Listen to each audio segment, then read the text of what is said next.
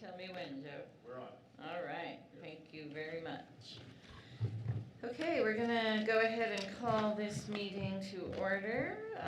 This is a meeting of the Santa Fe Public Schools Board of Education. It's April 23rd at, 4:31 p.m. and everybody's here. We'll start with the Pledge of Allegiance and salute to the New Mexico flag in English and in Spanish, as well as our acknowledgement of tribal land. I pledge allegiance to the flag of the United States of America and to the republic for which it stands, one nation, under God, indivisible, with liberty and justice for all.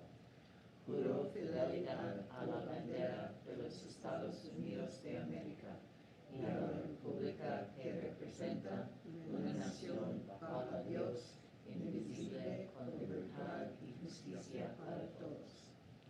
I salute the flag of the state of New Mexico, the symbol of perfect friendship among united cultures. Saludo la bandera del Estado de Nuevo México, el símbolo de amistad perfecta entre culturas unidas. We acknowledge that our Board of Education meeting is taking place on occupied indigenous land. We acknowledge the Tesuque Pueblo lands and other tribal lands on which we stand. We honor these people, past, present, and future. We acknowledge the history and ongoing colonization of where we are sitting right now in New Mexico and in our country. We acknowledge our own place in the story of colonization. Thank you very much. We'll move on to approval of the agenda. Superintendent, do we need any changes? President Noble, there are no changes, thank you. Okay, is there a motion? Move to approve. I'll second. Okay, we have a motion and a second. All those in favor say aye. Aye. Any opposed or otherwise? We have approved the agenda. Moving on to Roman numeral 2, executive session. Dr. Gonzalez. I would like to move us into executive session where we will be discussing threatened or pending litigation, NMSA 1978, Section 10-15-1-1H7, Martinez versus State of New Mexico et al. D-101 CV 2014-00793, consolidated with Yazzie versus State of New Mexico et al. D-101 CV 2014-02224. I'll second. Thank you. We have a motion and a second to go into executive session. All those in favor say aye. Aye. Any opposed or otherwise? Okay, we will be in executive session until we come out.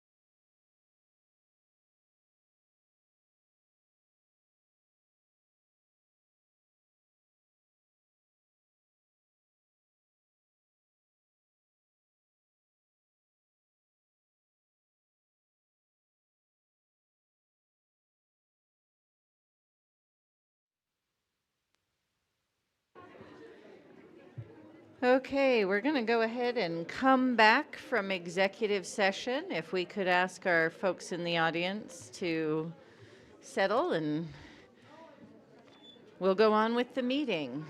I appreciate you all coming. We are going to go ahead and move on and get started. All right, we're coming back from executive session. Dr. Gonzalez.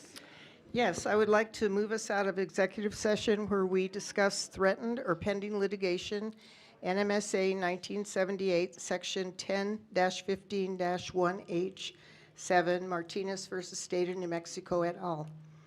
D 101 CV 2014-00793, consolidated with Yazzie versus State of New Mexico et al. D 101 CV 2014-0224. And no action was taken. I'll second. We have a motion and a second. All those in favor coming out of executive session, please say aye. Aye. Any opposed or otherwise? Okay, we are back. Moving on to Roman numeral 3 on our agenda, introduction of interpreter. Deputy Superintendent. Para asistencia de traducción en español, la señora Peña te ayudará. Thank you. Thank you very much. We will now move on to Roman numeral 4, public forum. Mr. Abeta. Board President Noble, members of the board, Superintendent Dr. Griffin. So we have 14 in-house for public forum. Let me check real quick on our virtual.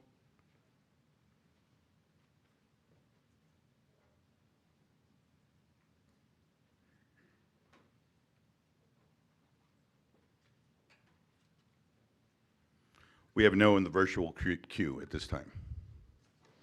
Great, So thanks. Let's go ahead. I will go ahead on with the Santa Fe Public Schools Board of Education Public Forum ground rules. Public forum includes online and or virtual participation as needed, as well as in-person comments when the board holds in-person meetings. Please listen and speak with respect. No uncivil conduct will be permitted. Please do not discuss any specific student who is not your own. No sharing of time. Self-monitor and observe the 3-minute time limit. You will receive a 30-second warning when your time is almost up. Public commentary and dialogue are allowed only during the public forum, not throughout the meeting. Please search for answers on common ground. You may speak on any topic, whether it is on the agenda or not. Your input will be taken into consideration. Please be advised that the board may discuss your issue during the meeting, but by law, the board cannot take action on items that are not on the agenda. Please do not discuss employee matters which may result in disciplinary action. Instead, notify the employee's supervisor, the Human Resources Department, or the superintendent. And with that, I'd like to bring up our first speaker, Joanna Ruppel.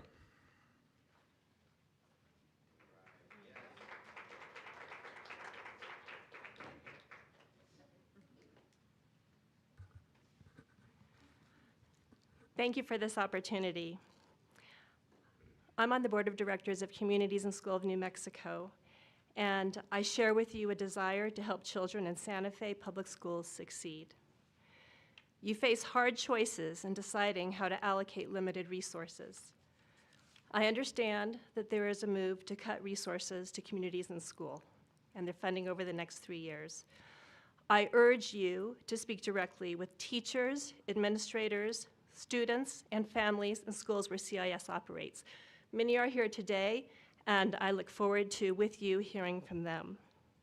CIS student support facilitators fill critical gaps that teachers and administrators simply don't have the time or resources to fill, providing tutoring, social emotional support, food, clothing, rent, and utility assistance, and to support not only case-managed students, but groups of students and school-wide events. The return on investment is compelling. A recent Harvard Education Lab and Cornell University study found that the CIS model increases high school graduation, increases 2-year college enrollment, significantly raises lifetime earnings, and delivers an impact equivalent to having smaller class sizes at about 1/10 of the cost. The study involves schools in Texas, but Communities in School New Mexico uses the same methodology, and so it's reasonable to assume The yield on investment is also very high in New Mexico. Our own results reinforce this. 96% of Community and School New Mexico case-managed seniors graduated last year, and 96% stayed in school. Over 97% of school staff rated CIS as having transformative or significant impact on meeting basic needs. 94% said the same for improving the school climate. Cutting community and schools funding doesn't just reduce a service. It removes a proven, cost-effective lifeline for students who need it the most. I urge you to please reconsider any decision to cut funding for communities and schools. Thank you. Thank you. Our next speaker is Lou Tillmont. Hey, Joe, can we call up 2 or 3 at once? Yes, so Lou Tillmont's up, and then we have Miguel Acosta and Flor Lujan on deck. Thank you. Welcome. Good evening, everyone. My name is Lou Tillmont. I'm a retired computer scientist and a dedicated volunteer with Communities and Schools. First, I want to thank the members of the board for the work they do. I recognize it's not an easy job, and the choices you have to make are not easy. I'm here to advocate for continuing to support Communities and Schools at its current funding level with no cuts. Currently, CIS has full-time student success facilitators in 13 Title I schools across the district. That gives CIS exposure to over 6,000 students. They combine to case manage over 500 students. Let's think about that. Over 8% of the students in these 13 Title I schools are being case managed by CIS. Seniors who are case managed through CIS have 96% graduation rate. I want to let that sink in. CIS managed seniors have a 96% graduation rate. What might that rate look like with reduced or no CIS services? When I think about improving New Mexico's national education ranking, this is exactly the demographic that needs to change, and CIS is providing a proven solution to the problem. CIS also coordinated 69 volunteer tutors, of which I am one last year, and that number has grown by 15% this year. The tutors provided over 27 hours of tutoring to students. It's 27 hours of individualized tutors meeting students where they are at with no judgment. Additionally, CIS coordinates food to students and families. Sometimes that's a snack or a small meal for a hungry child during the day. Other times it's a bag of groceries for a family struggling with food security. CIS also provides clothing to children whose families need assistance. Sometimes that's a coat in the winter, sometimes shoes, and sometimes underwear and socks. For the last 3 years, being a tutor through CIS has been one of my main volunteer activities. I've tutored over 25 young men and women in elementary schools and middle schools. I've worked primarily at Salazar, El Camino Real Academy, and Milagro, working closely with the student success facilitators at the schools. One child I worked with had lost his father, and the family had moved into a crowded trailer. He had to have surgery that year, and we worked hard to keep him up with his classes. I've taught 6th graders their ABCs, used flashcards in middle schools. The value proposition here is overwhelming. Currently, CIS supplies 84% of the funding for these valuable resources. Cuts by SFPS will result in cuts in CIS service and will clearly have a detrimental effect on the very children and families that both CIS and SFPS serve. CIS is the most impactful nonprofit organization that I volunteer with.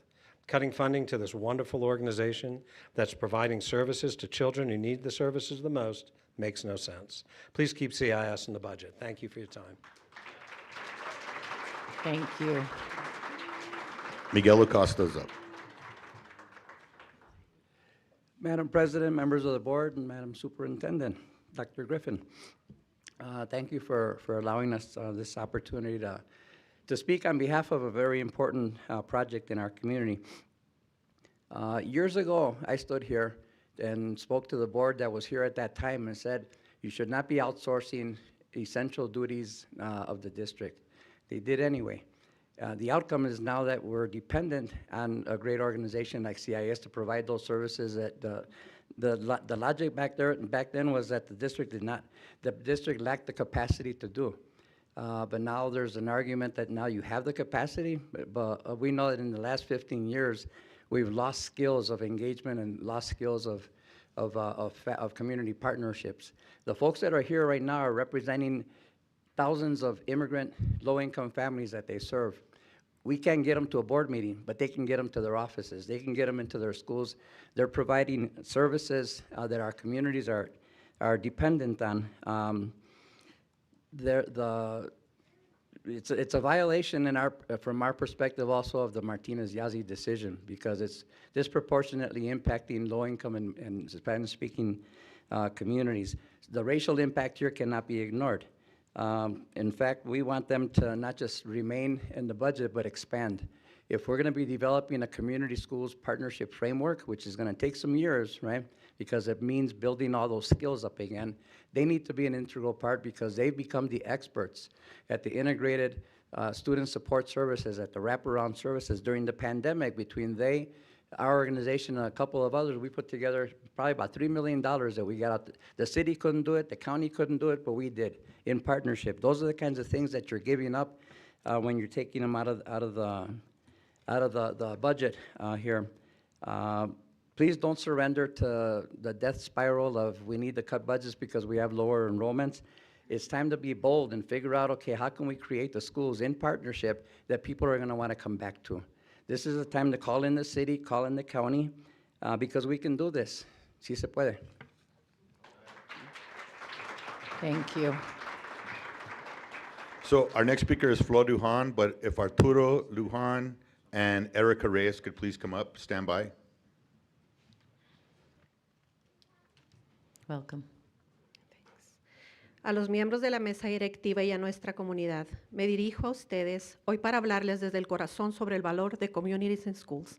Entiendo que se deben tomar decisiones difíciles y que existen razones para los cambios, los cuales acepto con respeto. Sin embargo, no quiero dejar pasar la oportunidad de expresar mi profunda gratitud hacia esta organización y el papel crucial que desempeña en nuestras escuelas.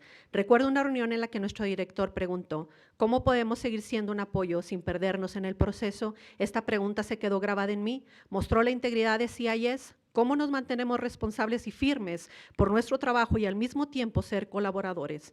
Es posible que hayan visto nuestro impacto reflejado en el diario Santa Fe New Mexican. Leí sobre la esposa de un reconocido juez que continuaba su legado de su esposo entregando cenas a familias. Cuando le preguntaron cómo lograba llegar a la comunidad, ella mencionó CIS. También escuché sobre Nate, el señor de las lechugas, quien ayuda a la comunidad. Al preguntarle cómo lo hacía, él también mencionó CIS. CIS representa una silla en la mesa donde se crean los planes de apoyo. No somos solo un nombre en la pared, somos las manos que ponen los recursos directamente en la vida de un estudiante, de una abuela, de un padre. En la primaria White Tigers, donde el 97% de nuestra comunidad es inmigrante, ya hemos perdido demasiado. CIS no es simplemente un programa más, puede ser lo único estable en la vida de una persona. Yo veo a nuestra escuela como un hospital. Cuando nos sentamos en las reuniones de asistencia o wellness, veo esa mesa como un quirófano. Estamos ahí para encontrar las soluciones. Si no tenemos la respuesta en ese momento, decimos, voy a encontrarla para usted. Aunque llevo puesta la camiseta de CIS el día de hoy y ellos son mis empleadores, estoy aquí principalmente como defensora de una comunidad que no puede permitirse perder más. El éxito se puede medir en datos, en la sostenibilidad financiera y los miles de dólares en apoyo, pero no se puede plasmar en una estadística de data el tiempo que pasamos escuchando a un padre de familia en la puerta de la escuela. Nosotros brindamos sostenibilidad, no aparecemos solo en Navidad, estamos presentes cada día, realizamos distribuciones de alimentos semanalmente, cada viernes por la mañana ofrecemos un espacio seguro para que los padres tomen un café, un pan dulce, conversen. Somos una persona segura, el tutor, el mentor para un estudiante. Somos el puente entre la escuela y la comunidad. Muchas cosas cambian a diario para nuestros estudiantes y para nosotros mismos. En un mundo de constantes giros, les pido que permitan que este espacio permanezca tal y como está. Por favor, reconsideren cualquier recorte a estos fondos. Mantengamos esta constancia para nuestras familias. Gracias por su tiempo, por escuchar lo que dicta mi corazón. Gracias. Our next speaker is Arturo Lujan. You're on the sheet.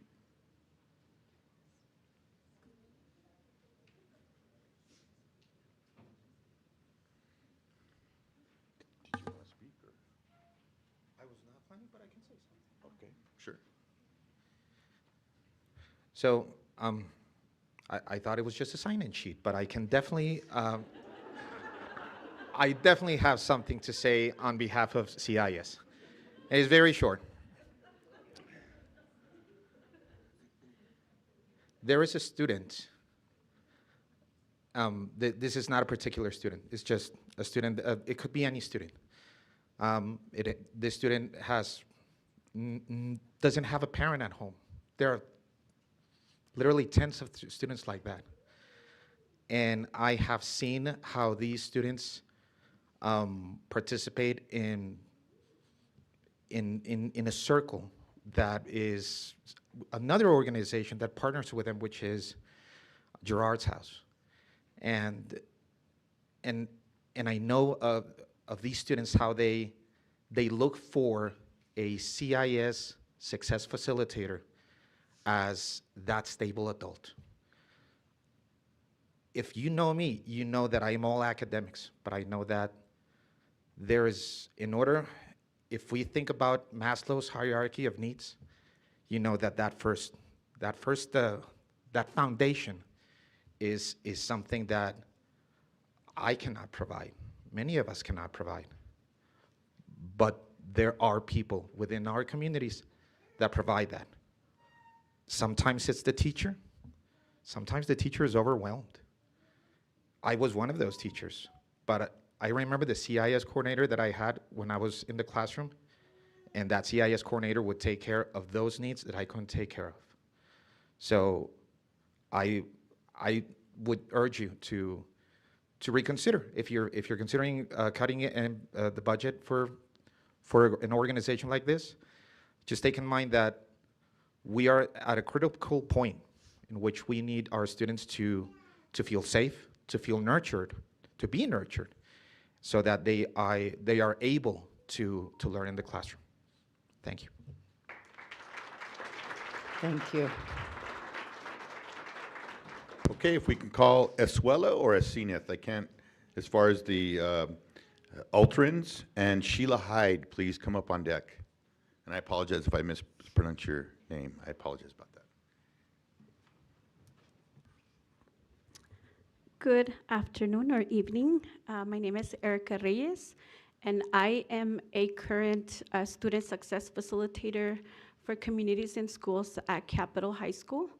And I'm here as an advocate for a lot of our students who, by you all cutting funding, a lot of our kids would be impacted in many different ways. So I think it's important to know that we are in the forefront where we work with these kids, and we get to hear their stories every single day.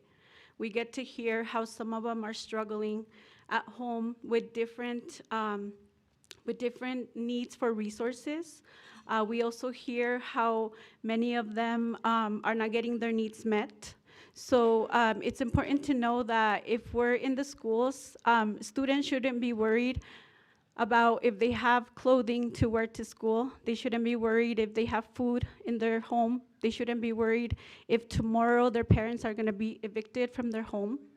I think that we, providing these resources that we have through communities and schools, we're able to reduce a lot of that stress that a lot of kids go through, that they shouldn't be going through. At Capitol High School, we work a lot, with different students. We also work with the immigrant community as well. So a lot of the kids who are coming here from other countries, they have a safe space in our offices that they can come to get the resources that they need. And it's important that we keep fostering those safe spaces for our kids, so that they can come and have the same opportunities that other kids do as well. So I'm just here as a person who has heard so many different stories from our kids, and just know that many of them have come back, and they have let us know that without their CIS coordinator, without the CIS support, many of them would have not graduated from high school. And we do start in the elementary school, and we go all the way to high school. So I feel like it's important that we can continue to provide this funding so that our kids can continue to have the opportunities to have access to different resources, and also so that they can stay in school graduate and become, successful people in our community.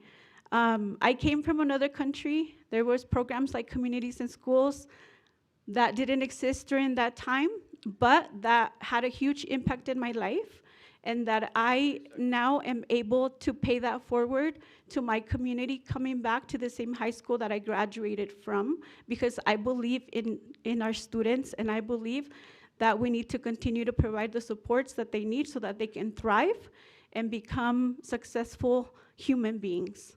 Thank you. Thank you. Yeah, sure, I can use that. So I can be mindful of it too? Yeah, you got It's it. just helpful for me. As we have, Otrens. Did I get that right? No, but you know what? It's a good attempt. I It's apologize. okay. Thank No, you so you're much. okay. I'm so sorry. No, you're okay. Okay. Okay. Right here. My name is Asana Hultraras, and I'm a proud graduate of Capital High School Class of 22 and a proud alumni of Communities in Schools. Today, I stand before you not only as a college student, but as a community member and as someone whose life was directly shaped by Communities in Schools of New Mexico. I want to be clear. I do not believe I would be standing here today without that support. You will hear data, you will see numbers, and they matter. But today, I'm asking you to look beyond statistics and to see the human impact, because I am that impact. Communities in Schools didn't just help me succeed academically, it made sure I was seen, it made sure I was supported when resources were limited. They helped provide what I needed, whether that was food, academic support, or simply someone to listen when things felt overwhelming. And I'm not alone. Every day, there are students who walk into Santa Fe Public Schools carrying burdens that extend far beyond the classroom. Teachers do incredible work, but they cannot do everything. Communities in Schools fills those gaps. It ensures that students who might otherwise fall through the cracks are given that real chance to succeed. So I ask you, if this funding is reduced, who will fill those gaps? Who will make sure that the student struggling silently still has access to food? Who will ensure that that student falling behind gets that extra support they need? Who will be there when a student simply needs someone to believe in them? Because removing funding doesn't remove that need, it only removes the support. This decision is not just about a budget line, it's about whether students are given the opportunity to graduate, to pursue higher education, and to build a future.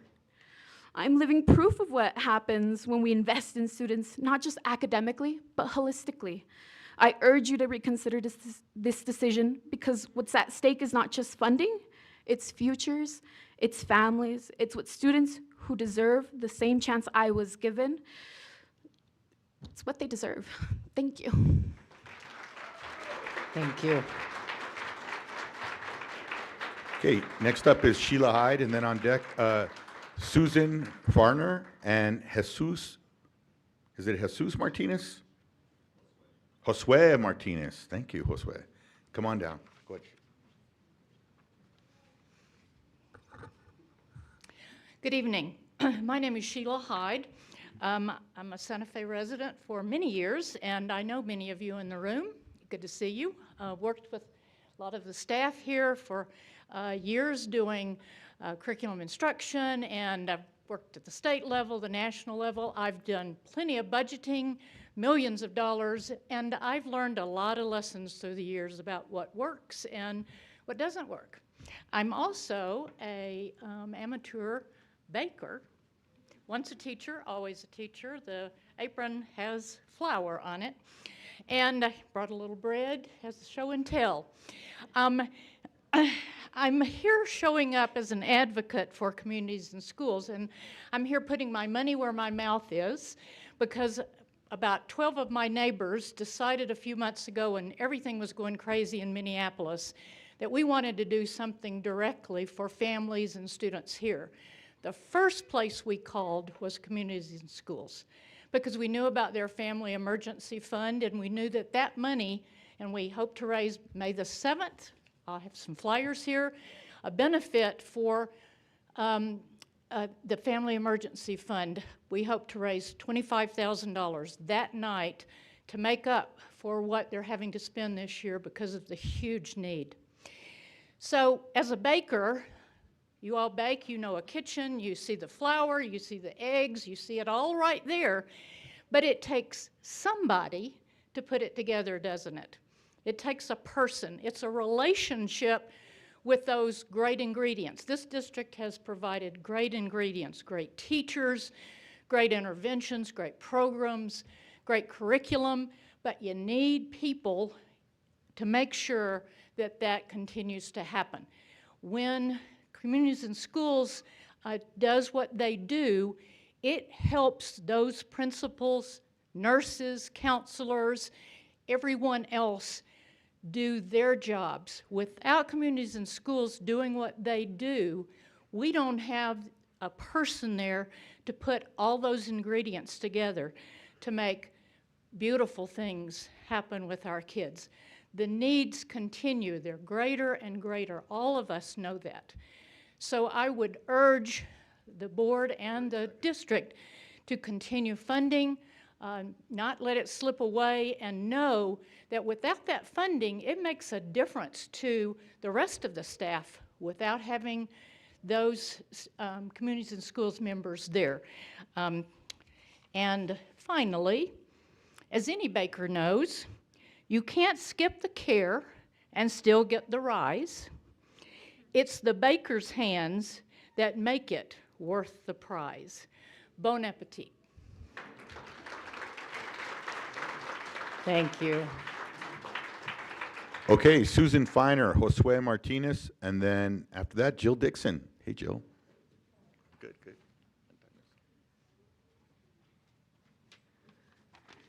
Hi, I'm Josue Martinez. I have a letter I wrote for Cinte, just to thank them and hopefully show that the program has made a difference. I think the CSI program is a program that deserves to stay funded, and one that is a positive part of the local community. Thomas Cinte Torres was the person that helped me and worked with me throughout high school. I was struggling a lot with classes and being a bit of a delinquent. Cinte was one of the few people that I felt actually cared enough to help me and the other students. I was on track to fail all of my classes and wanted to drop out of school. Cinte sat with me and helped me lay out multiple plans to help my situation. One of which was to stay in school and give welding a try. I hadn't really thought of anything in the trades and previously felt hopeless because nothing in college interested me. I was fully set on working anywhere that would hire a 16-year-old and would have ended up not trying to make something of myself. Cinte worked very closely with me and would visit with me daily to make sure that I was on track to graduate. He also helped made sure all students knew that they could go to him for anything, from general support to food to clothing, or just a friendly face that always lent an ear to anyone that wanted to be heard. I still have the button-up shirts which he gave me and wear them to this day. I'm wearing it right now. I was raised by a single mother who didn't get any financial support from my father after he left when I was 5, and food and clothing were a huge help and something that I'm still thankful for. With his help, I went from nearly flunking out of 10th grade to graduating 6 months early in 12th grade. Cinte goes above and beyond, and he has stayed in touch with me even though I graduated 6 years ago. Shortly after I graduated, he helped me get in touch with Lucia Ducan from FFE, and I was able to get an internship locally where I met some amazing and kind people. They hired me after the internship ended. I no longer work there because I moved.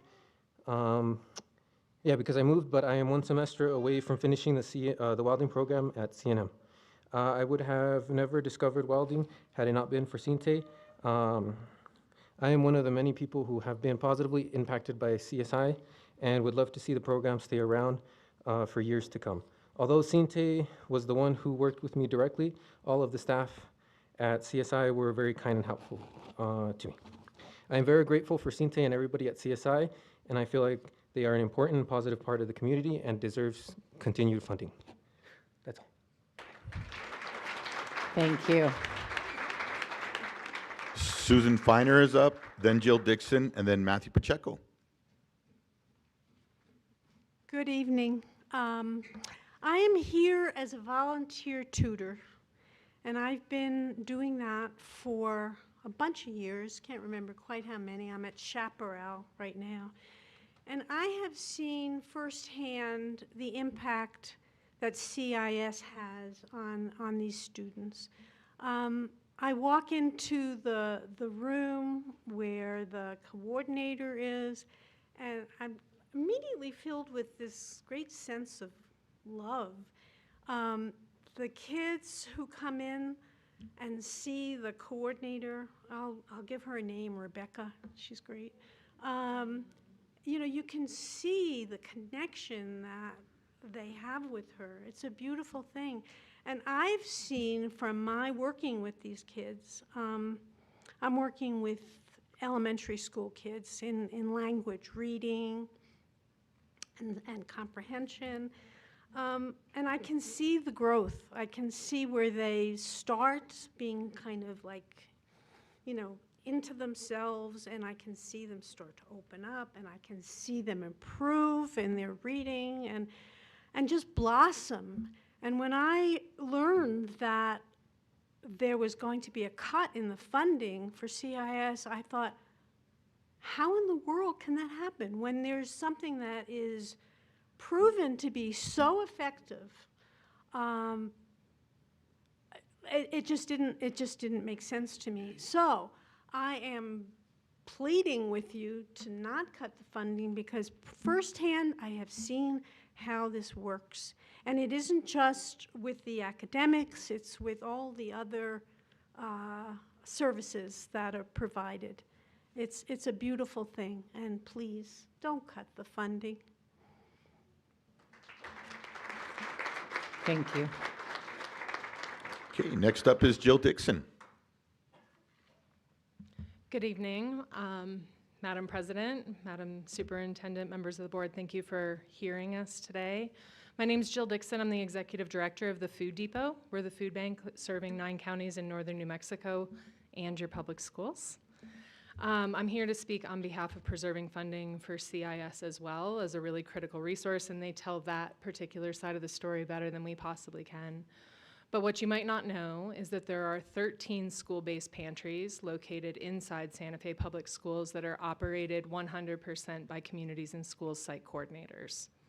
The Food Depot provides hundreds of thousands of pounds to those school-based pantries, and we have fundraised to provide not only that food at 100% of the coverage by our organization, but also the infrastructure, including the refrigerators, the shelving, and all other equipment that might be needed to operate that pantry, in addition to training staff on an annual basis. There are hundreds of enrolled students in Santa Fe Public Schools and thousands of people, when you count the family members that food goes to, who have benefited from that program. As a former educator, I can say that I have the experience of seeing a hungry kid trying to exist in a school classroom, and I think we all know that it doesn't work. All the data suggests that. So in partnership with CIS, the Food Depot has been helping make sure that Santa Fe Public Schools students has been fed and ready to learn since 2009, and we reshaped this program in 2019 to take advantage of it fully and provide really robust offerings, including protein, eggs, produce, dairy products, in addition to those shelf-stable items to those families. And that is only possible because we have such a strong partner inside the schools. Previously, that partnership looked like snack bags that got shoved into backpacks and were peanut butter and crackers. And I don't think anyone could argue that the nutritional value of that food has dramatically increased since that restructuring, which is thanks to this deeply rich partnership. I know that budget cuts are hard, and I know that we're all scrabbling to put things together. And Communities and Schools is facing that too, because nonprofits are all pivoting and trying to be responsive to federal cuts already, and we can't endure more from the communities that we serve. I know that you all have your hearts in the right place, or you wouldn't be on that dais. Please help us work with CIS and continue to feed our children. Thank you. Okay, next up is Matthew Pacheco, and then we have Renee Stevens, and then we have Miriam Luano. Sorry, come on. Good evening, Madam President Noble, Madam Vice President Bose, Superintendent Dr. Griffin, and members of the board. My name is Matthew Pacheco, and I'm a 7th grade science teacher at Milagro Middle School. I'm here to talk to you all about something a little bit different than CIS. Although I fully support Community and Schools, I see what our coordinator does for our students. Gets me a little emotional. But I'm here to talk to you about vapes, and whether they have nicotine or some other substance, I feel like we're failing our students. I'm sure you're all aware of the code of conduct. Like we have, I've looked at the code of conduct, I've kind of combed through it, and there are gaps when it comes to these students who get caught multiple times with nicotine, with other drugs. And I'm up here advocating for helping those kids, because obviously these kids that get caught over and over and over with nicotine, obviously they have an addiction. We can refer them to, what's one of the consequences? The Santa Fe County Youth Uplift Program. And after doing a little research, I was able, like, they educate kids on marijuana and tobacco and nicotine, but I don't think they help a kid who their brain is still developing and they're getting high rewards, high dopamine once they get that nicotine. And I don't know how we can do it, but we have to do something better to help those kids who are addicted, who they have that addiction, they need it, I see it with my kids, and I'm hoping that we can find a solution, come up with a program to help these kids who have a serious addiction at 12 and 13 years old, so that whenever they do get to the high school, like, they're like, oh, wait, why are you doing that? That's, we have to do better as a district. So thank you very much. Thank you. Okay, next up is Renee Stevens, and then next, our last speaker, in-house speaker, is Miriam Luevano. Luevano. There you go. Good afternoon. My name is Renee Stevens. I am a longtime supporter of Communities and Schools of New Mexico, and I currently serve on the board. My commitment to communities and schools comes from a very fundamental belief that every child deserves an opportunity to succeed, and that education is really the key to that opportunity. Without an education, they just don't have many chances. As you've seen, the name Communities and Schools is not just a name. We really are an incredible community. We have not only volunteer tutors and staff, but we also work with 30 other community partners, such as the Food Depot. Our student success facilitators work with school administrators and teachers to identify students who have special needs. And then we reach out to this broad network of community support, whether it's food, clothing, utility assistance, rent, or tutoring. We make sure that all of those resources from the entire community are made available. We are the hub that makes all of that possible in every school. If you were to visit one of the rooms that the SSF operates out of in a school, you would walk in and you would see this incredible support system.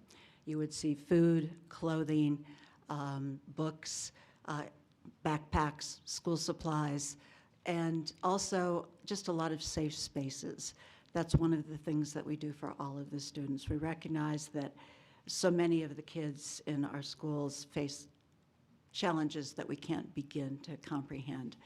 And what we can provide for them is basic necessities and a very caring and supportive environment that gives them an opportunity to succeed. One of the earlier speakers mentioned Maslow's hierarchy.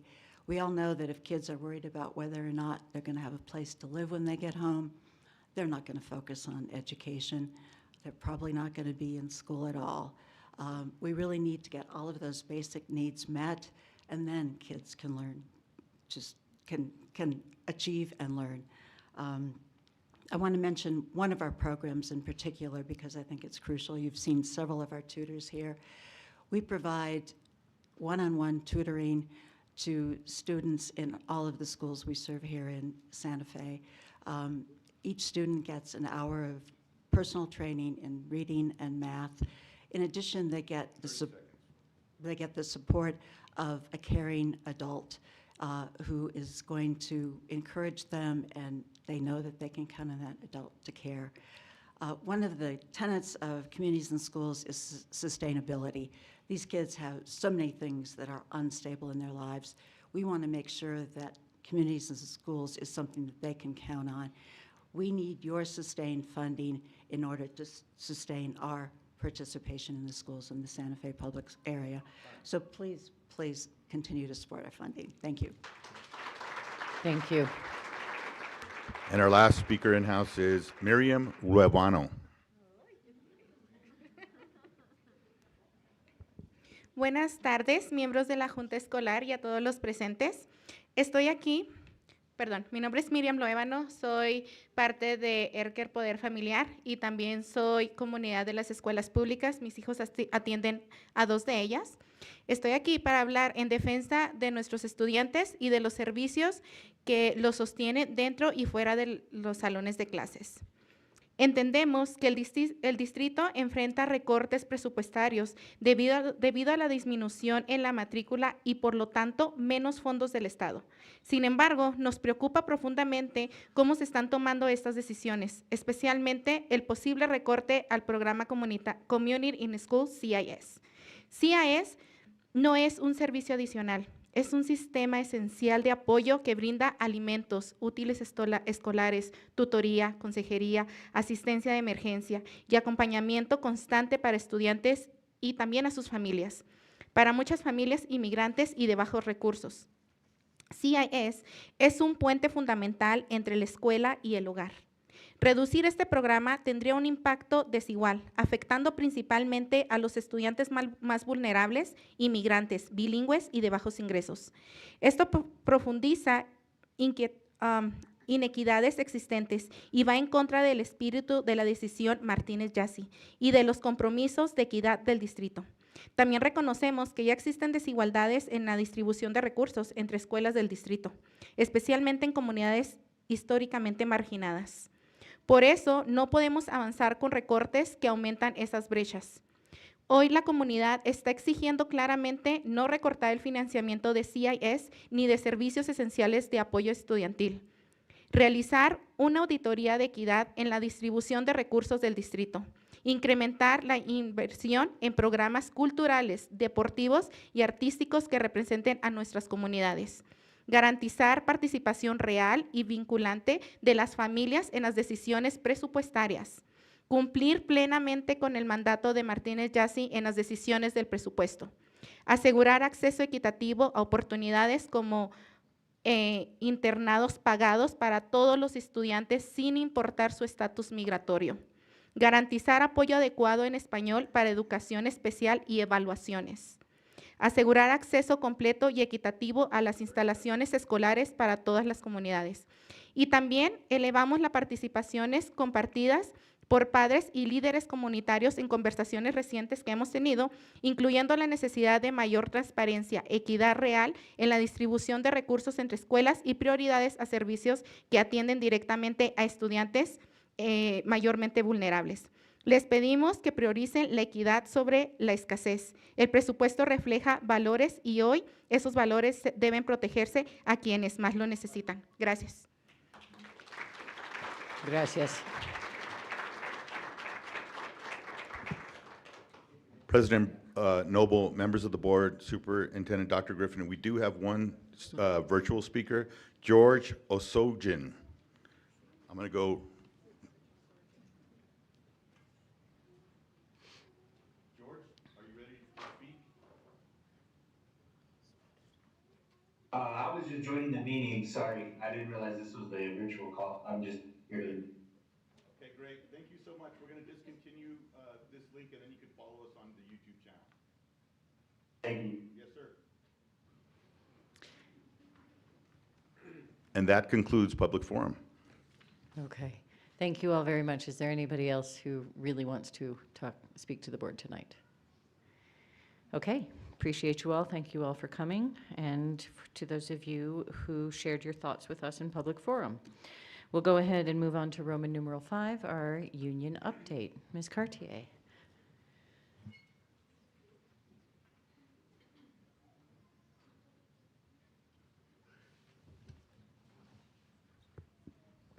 Good evening, everybody.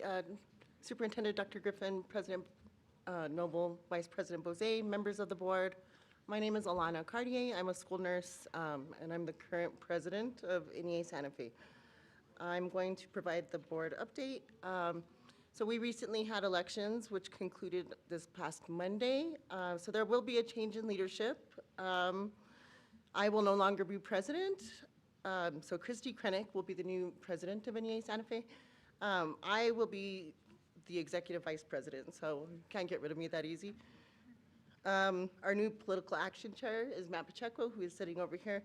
And right now, we have a tie for our treasurer. I don't want to speak to that anymore, just because we need to finalize some things. We also have several people that were elected to represent our delegates at Representative Assembly, which is Marty Rieger, Solange Santizo Black, and Grace Mayer. We will be conducting a membership blitz next week at several of the Santa Fe Public Schools, so you probably will see some NEA members around. And we're currently engaged in bargaining with the district, which is going very well. Hopefully we'll be wrapped up soon. And that is our update for now. Okay, thank you very much. Appreciate you being here. Moving on to board announcements and follow-up. We will start with our New Mexico School Board Association and MSBA Excellence in Student Achievement Award recognition. Every year, this is a chance for the district and then through the decision of the board to nominate folks who contribute to excellence in student achievement. And tonight, we are so pleased to have 11 honorees who were carefully selected by our board subcommittee, Dr. Gonzalez and board member Blea. Thank you both for your work in doing this. And thank you to everyone who wrote up pieces about the nominees, sent them in, bothered to think about, of all the folks out there, who is really exceptional in contributing to student achievement and deserves one of these Excellence in Student Achievement Awards. So as I think I mentioned, we have 11 honorees. I'd like to ask each of you, when I call your name, to make your way down here. Deputy Superintendent, will you hand out the plaques? And I'll go through all 11 at once, and then we'll take a picture down front all together. So as you hear your name, I'll read a little thing about you. You can come on down, get your plaque from Deputy Superintendent Romero, and hang out a minute until we get to the last honoree. Perfectly clear? Okay, here we go. We'll start with our congratulations to Myrna Barbie Lee, our Santa Fe Public Schools lead nurse. Ms. Barbie Lee is an innovative leader whose strong work ethic and deep knowledge have transformed district health services. She proactively monitors legislation, effectively implementing new requirements. As a tireless advocate, she fosters a supportive environment for nursing staff while keeping student well-being central to every decision. Congratulations and thank you. Next, we have Nick Salazar, our athletic director. Nick has played a key role in strengthening the Santa Fe Public Schools athletics department. In his first year, he introduced systems that improved structure, accountability, and consistency. His leadership has clarified expectations and enhanced oversight, resulting in a more transparent, aligned, and effective program that supports student athletes both academically and athletically. Congratulations and thank you.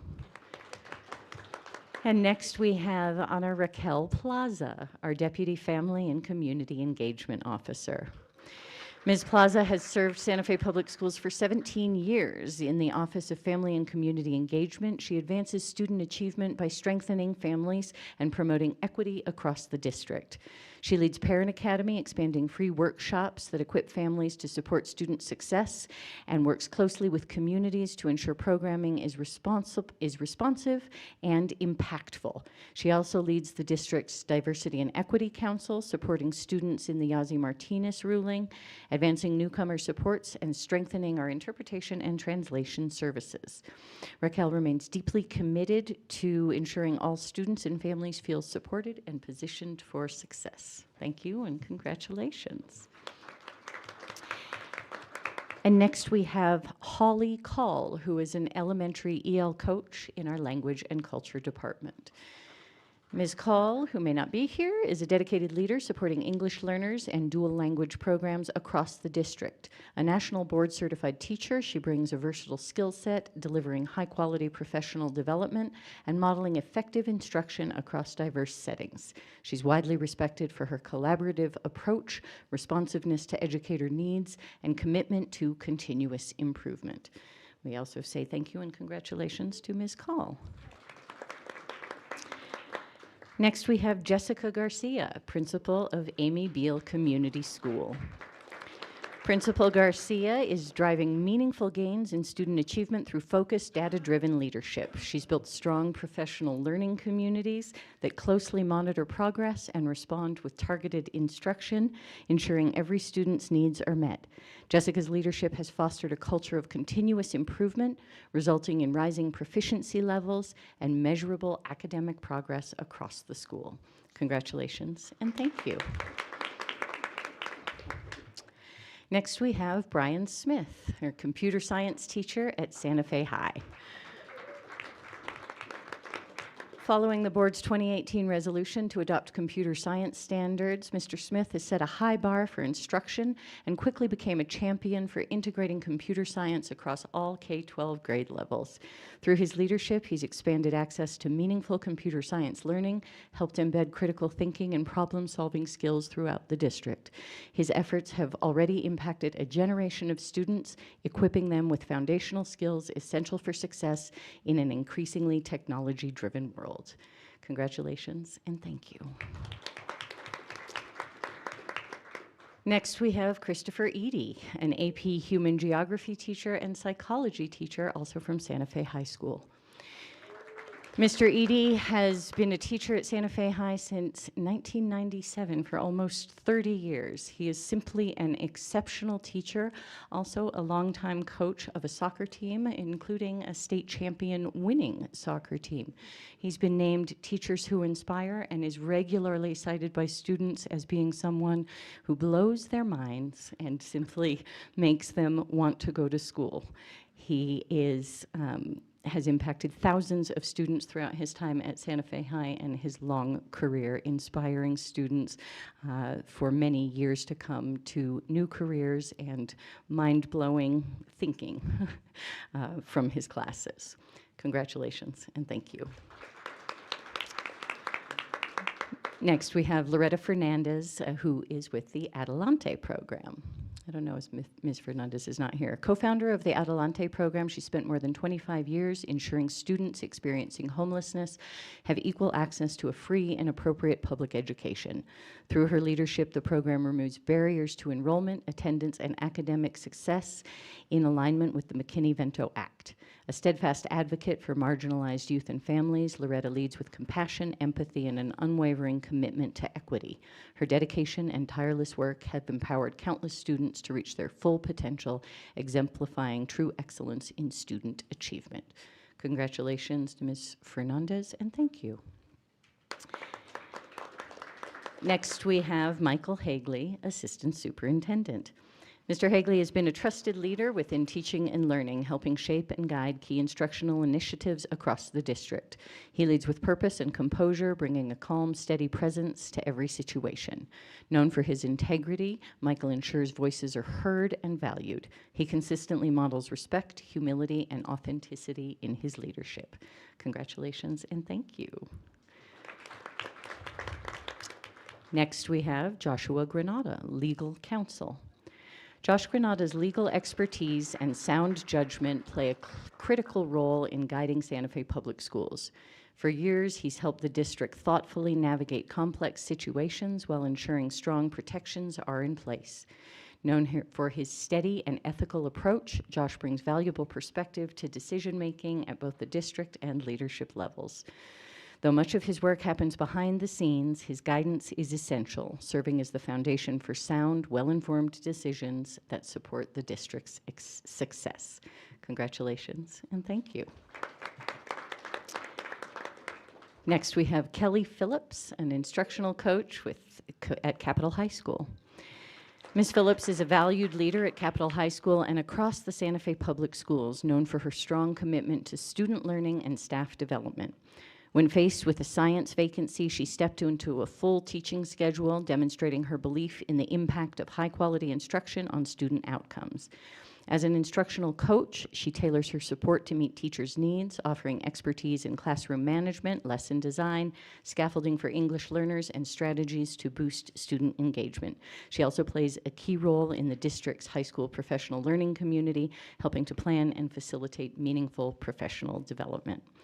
Thank you, Ms. Phillips, and congratulations. And again, congratulations and thank you all to our honorees tonight. We'll keep you there for another minute while the board comes down to take a picture.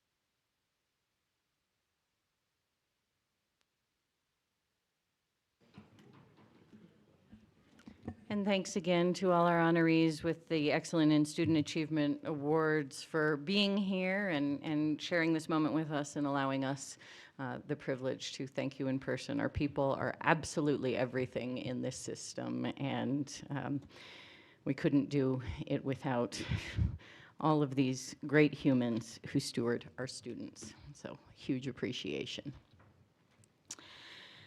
Okay, moving on to superintendent announcements and follow-up. Dr.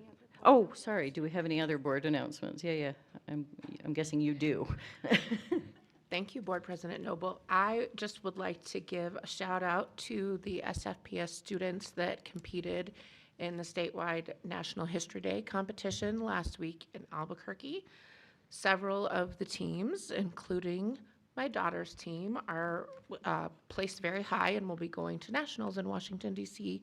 in June. So shout out to all of those students. There were kids from El Dorado and Santa Fe High that I'm aware of, and probably from Amy Beal, I know there was last year as well. So it's a great, great project, and the kids came up with really great things. So congratulations to all of those students, and gratitude to their teachers who help them with those projects year-round. Thank you, Vice President Bozay. Board Member Blaya. Yeah, thank you, President Noble. I just want to say a couple things. I got the privilege of going to the Innovation Day last night over at Milagro, and I have to say, man, that was some impressive stuff. And then talking with the students about what they were doing, man, they were like so excited and so engaged and stuff like that. So I thought it was just a really cool thing. So kudos to getting that together and actually for inviting me and having me. It was really a cool thing to get to do last night. The other thing I wanted to say that I want to announce is I got to go watch the Capitol High JV baseball team play La Cueva. Now the game wasn't all that great, but one of the things that neither game was very good. But what was really cool though, and I really want to say, the coach, the JV coach at Capitol, one of the third baseman got hit in the head with the ball, it like bounced and hit him, and the coach actually stopped play, went over there and showed just like intense concern for the ball player and for his well-being. Like it was like a really cool moment, and so that was what stayed with me. And I just wanted to commend the athletic department for teaching that kind of value, that the care of the player first rather than the outcome of the game. So I thought that was just really cool. So I just wanted to share those two updates. Thank you. Any other board announcements or follow-up? Okay, with that, we will move on to superintendent announcements and follow-up. Dr. Griffin. Thank you, President Noble, board members.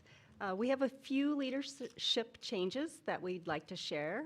After thoughtful selection process, we've named Josh Ryan as our new Santa Fe Public Schools Assistant Superintendent.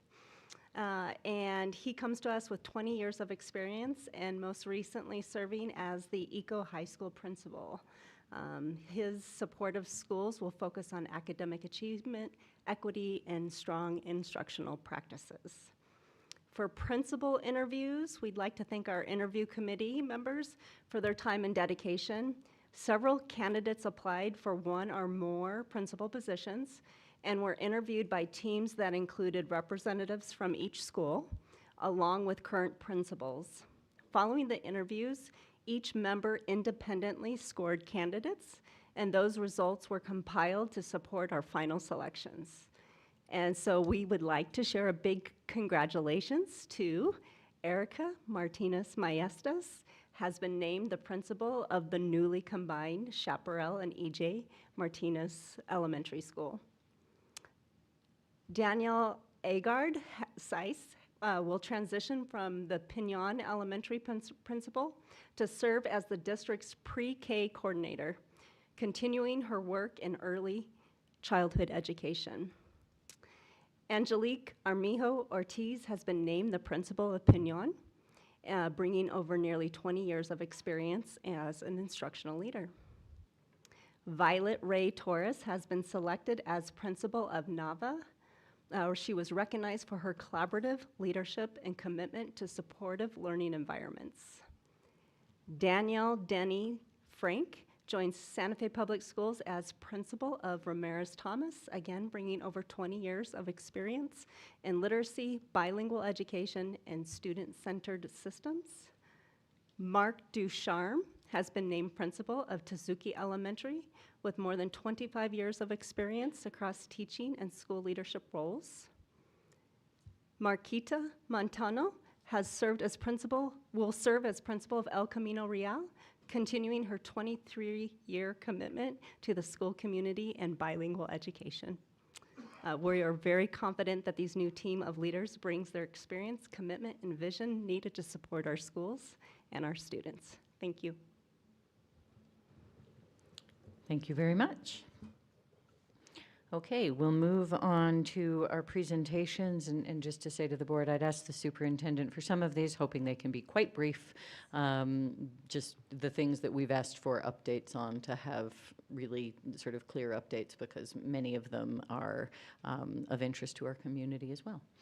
So I'm honored to have Linda Siegel, who is going to give us a legislative update. As we know, there was a lot that happened in the legislative session this year. Yep, green light. Thank you, Madam President, members of the board, Superintendent Linda Siegel. I am your lobbyist and have been for a few years here. We had a really active 30-day session. It's the Governor Michelle Lujan Grisham's last hurrah, unless, of course, she calls a special session, which is probably highly unlikely. So normally in a 30-day session, it's just about the budget, but the governor has the ability to put other issues on the agenda. And since she is leaving at the end of the year, she had quite a few issues that she wanted heard.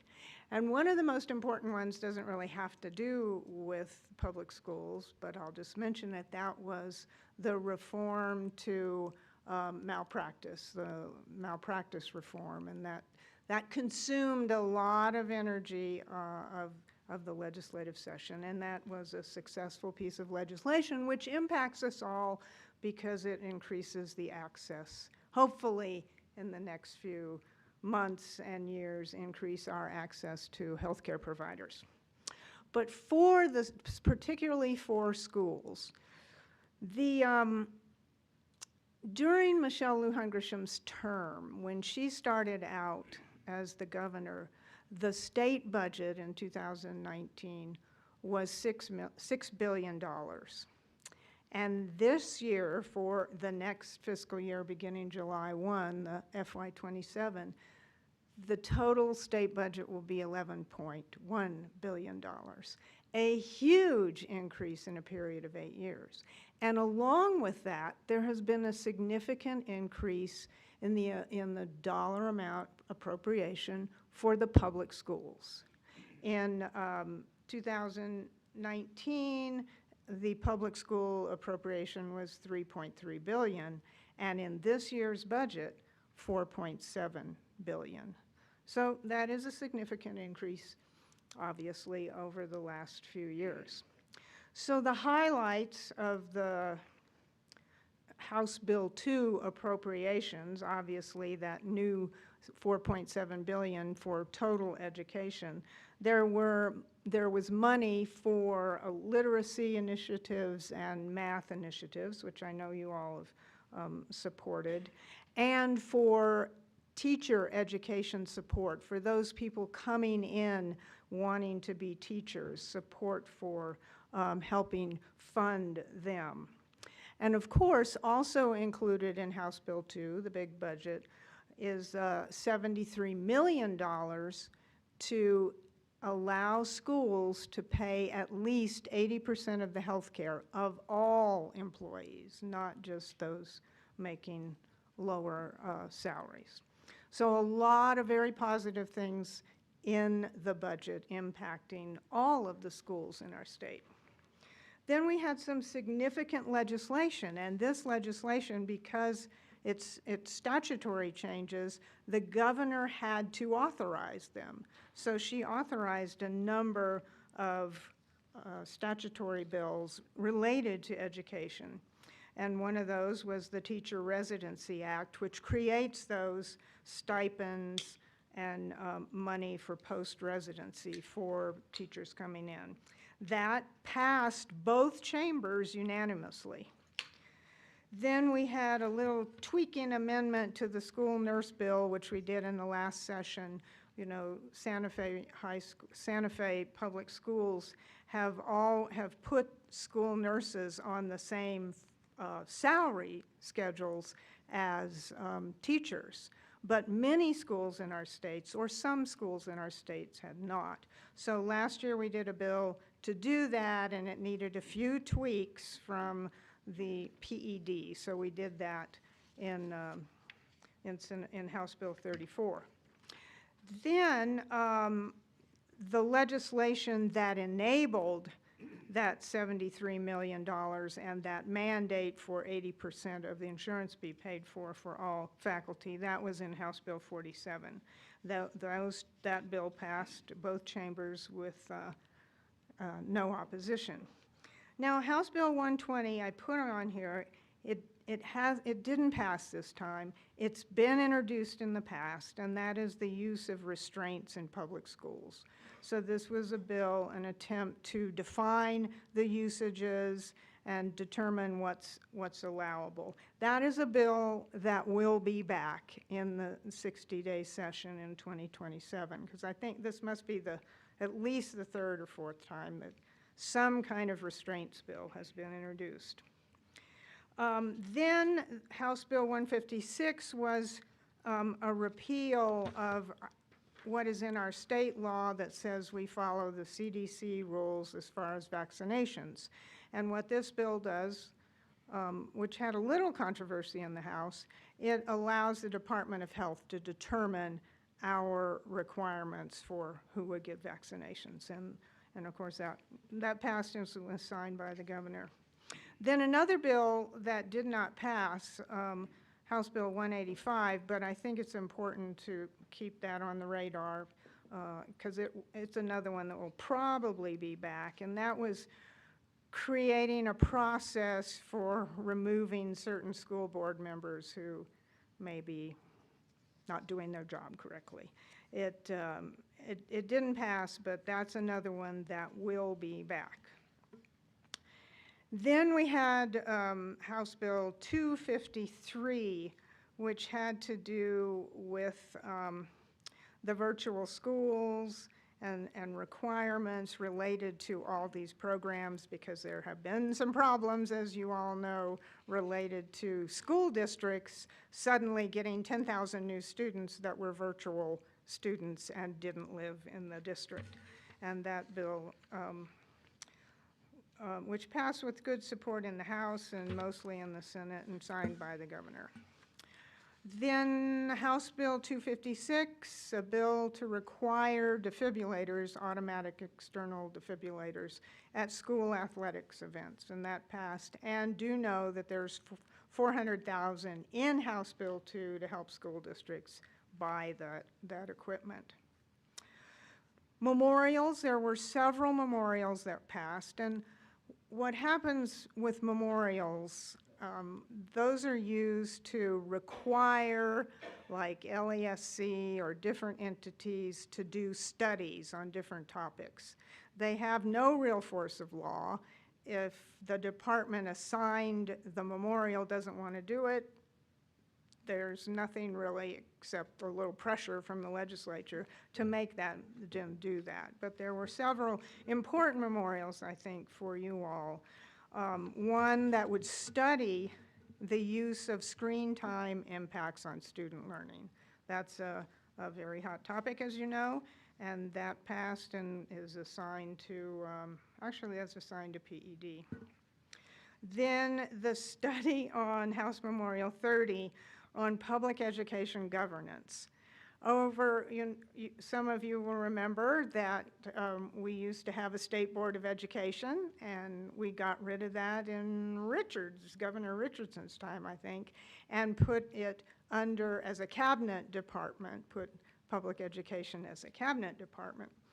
And there have been efforts to take us back to that. So this memorial, House Memorial 30, wants us to study that and see, should we do that, should we not? Then LESC studying teacher workloads, House Memorial 47, that one also passed, and that's to look at teacher workloads compared to instructional days and the quality of instruction and teacher effectiveness. The last memorial in the House was one by our representative, Tara Lujan, to study the creation of a gifted in-field secondary endorsement. And don't really ask me to tell you what that is. You probably know.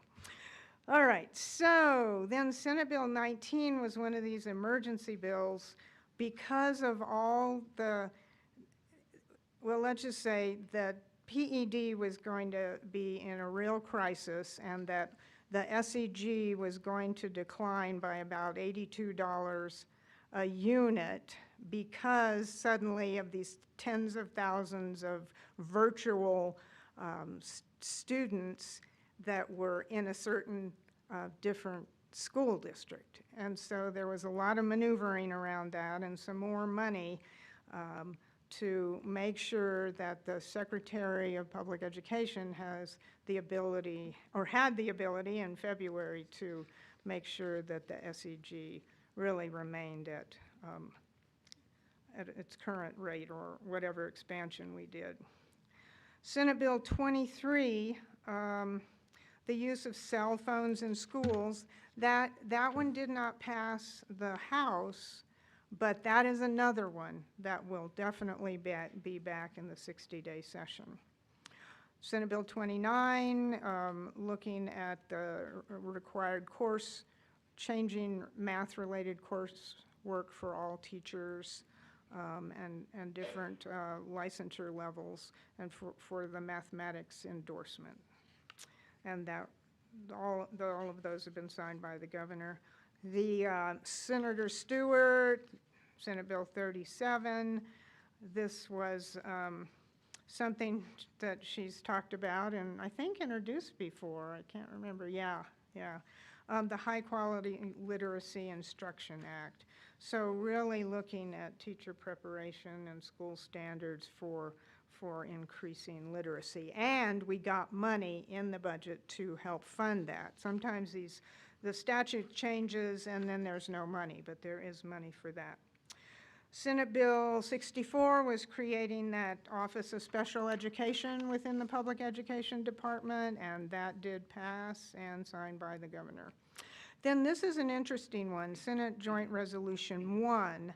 This is something that we will vote on in the November election because this is a constitutional amendment offering the opportunity to change when a school district or any other entity that has the off-year November election, that you can hold your school elections for like bonds and all during the regular election in November. And then the last one, Senate Joint Resolution 3, this is sort of on the line of whether we go back to the state school board or not, and this was a constitutional amendment that Senator Solis has introduced several times to try to get that on the ballot, to let the public decide, do we want to go back to having a separate school board, big super school board. So that's what I got for the legislative session. Thank you very much. It's a great and comprehensive update. Are there questions from the board for Linda Siegel or Superintendent? Great, thank you all very much. Thank you. Thanks for being here. Okay, moving on to item B on our presentations, the SFPS Equity Council. Superintendent. Thank you, Board President, board members. Crystal Ibarra will be joining us.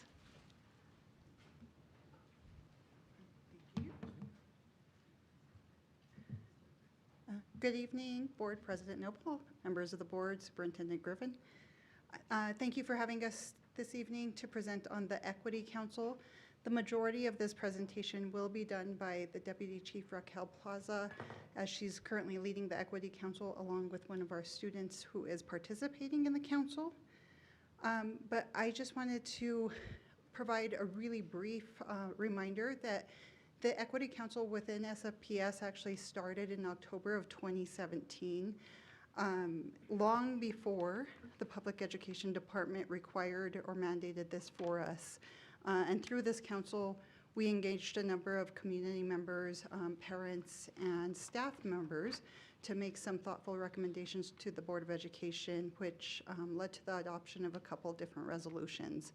But since that time in 2021, Raquel started as our deputy and took over the Equity Council, and I will let her speak to the remainder of this presentation. Thank you.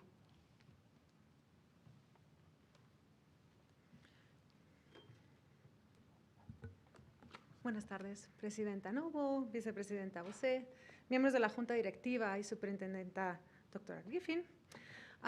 So yes, I came in 2021 and I took on this role, the baton of being the equity lead of the council, and since then it has evolved from what it was at the beginning due to different factors. One of them being changes in leadership, and another one being because since then, PED established some directives, some guidelines, and some deliverables that needed to be completed. There's a summary in that slide that says some of the actions that have been happening through the time, but I'll go more in depth in the next ones. That's just to show you the timeline. And it is called now Superintendent Equity Council, just as consistency with districts across the state. And PED, yes, was established that every district, and even charter schools, to have an equity council. It was a mandated. There's the purpose there. Now, our purpose is we are advocates for students. That's our main purpose. And we identify barriers to student success, examine district practices, and pretty much is like we make recommendations as we see fit. That's practically the purpose of this council. These are the current members for this year. So we have students, parents, and staff members that represent all the groups in the Martinez-Jassy lawsuit. So we have representation from Native Americans, English learners. We have students with exceptional needs. I don't like to say with disabilities, exceptional needs students, and students economically disadvantaged. I don't like to say that either, but that's one of the groups. And then we have other members from other community members as well. Now, I have to give a shout out and thank Board Member Juan Blea, who was a long-term member of our Equity Council up until December. So he's been part of this process this year until he became a board member. So thank you so much. And these are some of the deliverables required by PED that we've accomplished every year. This is part of our core work. So we have to work on a readiness assessment, which is kind of like a survey, and is specific for English learners, Native Americans, and students with exceptional needs. And then there's also a requirement to do an inventory of CLR, culturally and linguistically responsive framework. So the inventory, the framework, and a visual. You'll see our old visual, which we're in the process also to be update. There's a link over there, and then advisements. If it calls for an advisement or advisements. Some of the contributions of the Equity Council throughout the years has been like, one was this collaborative definition of what is equity. So that came from the whole group. That was one of the things. Another one was I had attended a training on embracing equity. So I learned about acknowledgement of indigenous lands or tribal lands. So I actually brought to the Equity Council group this acknowledgement. And back then, board member Sasha Anderson was in the Equity Council as well before becoming a board member. So she liked it because the Equity Council adopted it. She liked it, and she actually brought it back. So right now here, when you do the acknowledgement of tribal lands, that actually came from the Equity Council. Just remember that. There's a cute link over there that if you click on that, you see the whole world, and you can see what indigenous people were living in any part of the world. So that's really pretty cool. Another contribution was an advisement done in 23-24 for 24-25 regarding to expanding, it was about communication, expanding two-way communication and our reach with families. So we've done progress since.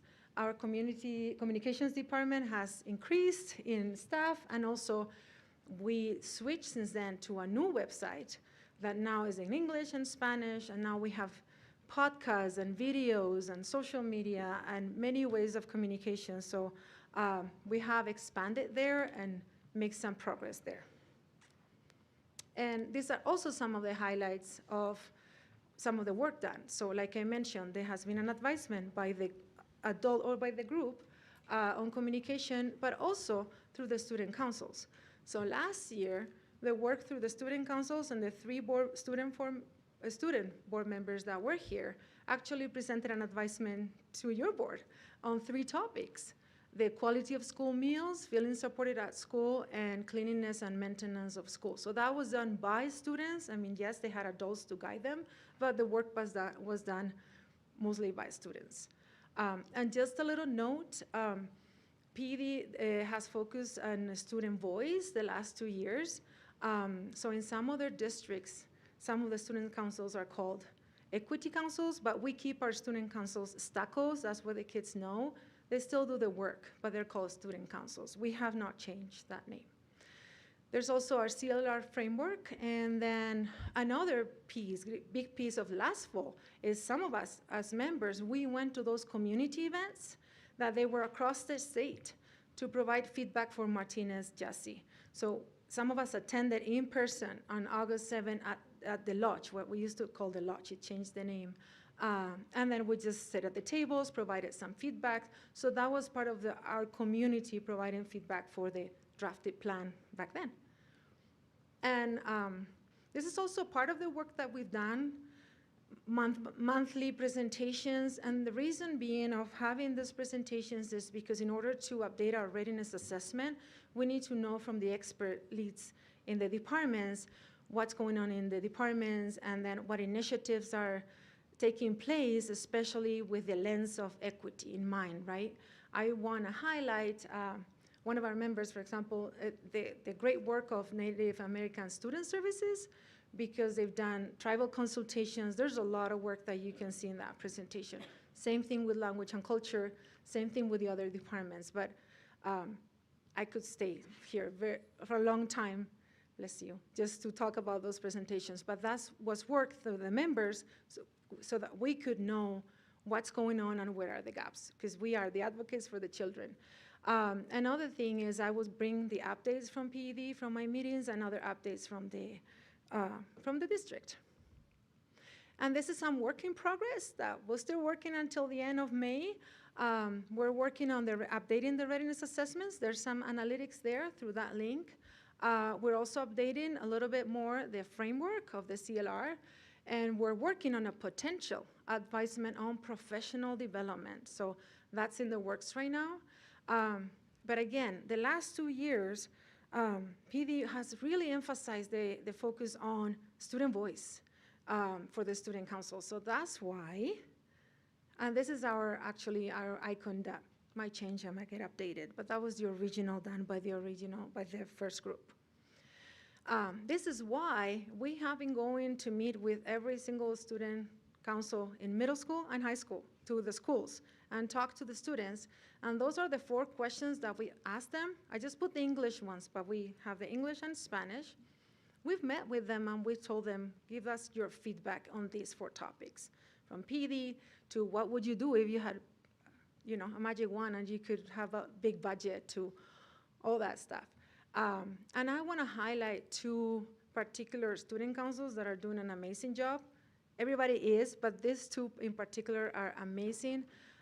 Capitol High School, the students run the meetings. They've been going to state conferences and for the last 5 years, and they're really, really like running the meetings themselves. Really amazing.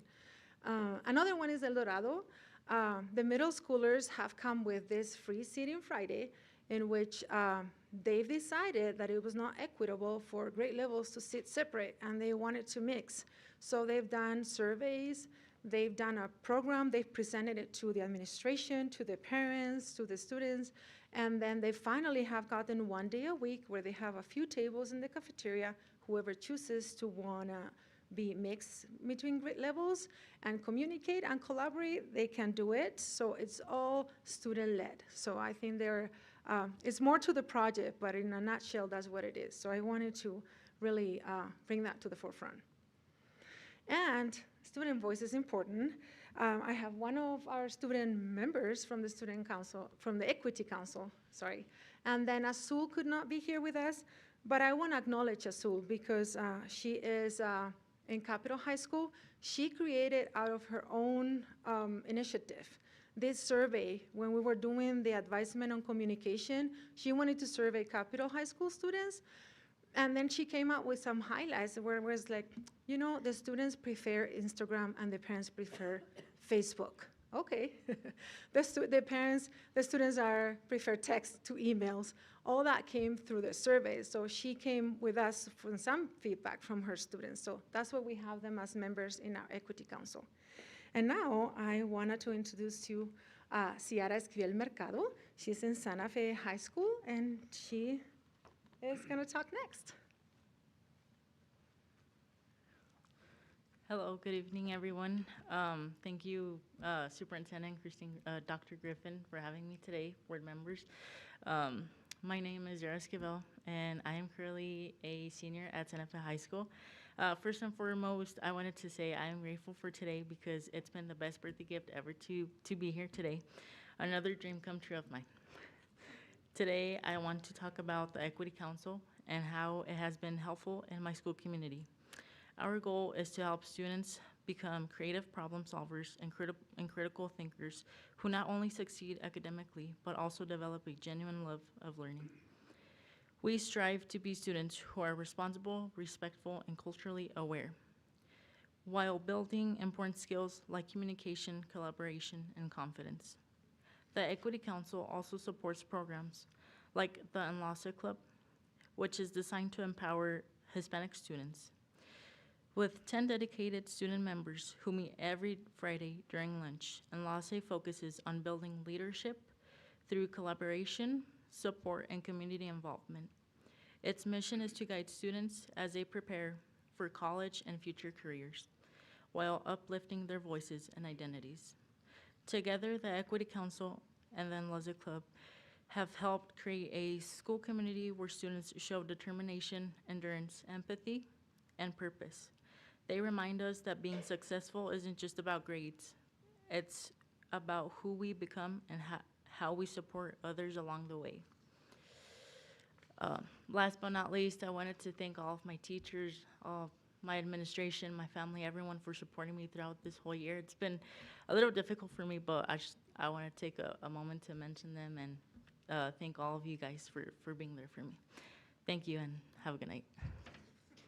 Is it your birthday? It was her birthday yesterday. She's like, it's my birthday and I get to go to the board meeting. I'm like, yes. So we should say happy birthday to her. Yes, happy birthday. You can stay here. So that's basically it. We also have a webpage where we post the agendas and the link to the Jesse Martinez Jesse plan, and then links to the acts. And there's also a link to anti-racism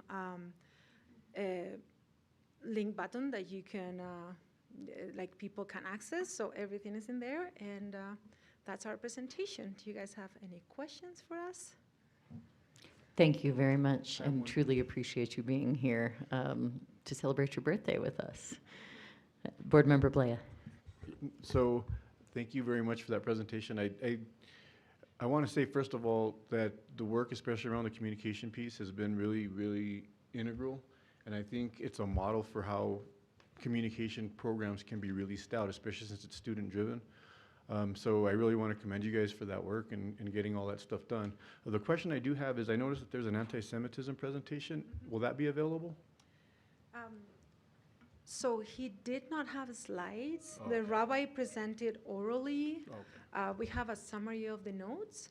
And actually, that presentation led to now, through the communications department, we're developing a plan there's an app called See Something, Say Something, where the students can report discrimination, racism, so on. So we are going to revamp that to report any kind of discrimination. But that came about after the presentation of anti-Semitism, but Rabbi was just like, it was kind of like a speech, not a slide deck. Okay, cool. Yes. Okay, thank you. Thank you. Anything else? All right. Thank you, Ms. Plaza. Thank you very much. Appreciate it. We will go ahead and move on to our next presentation, which is high school standards-based grading. Superintendent. Thank you, Board President. We have Michael Hagley, our Assistant Superintendent, who convened a standards-based grading task force over the past 4 months, and he is here to just update the board on the decision from that task force and what it looks like and means for our district. So thank you. Thank you, and good evening, Board President Noble, members of the board, Superintendent Dr. Griffin. I would like to acknowledge and thank the members of the task force that met over the spring. Kelly was on the task force and met with us Stakeholders represented on the task force were students, families, teachers, and school and district staff, and we thank them for their thoughtful input that they provided. Tonight, we're sharing a clear direction for high school grading, one that keeps strong instruction in place while making grades easier for students and families to understand. This work by the High School Grading Task Force was grounded in one clear priority. Grades should clearly communicate student learning.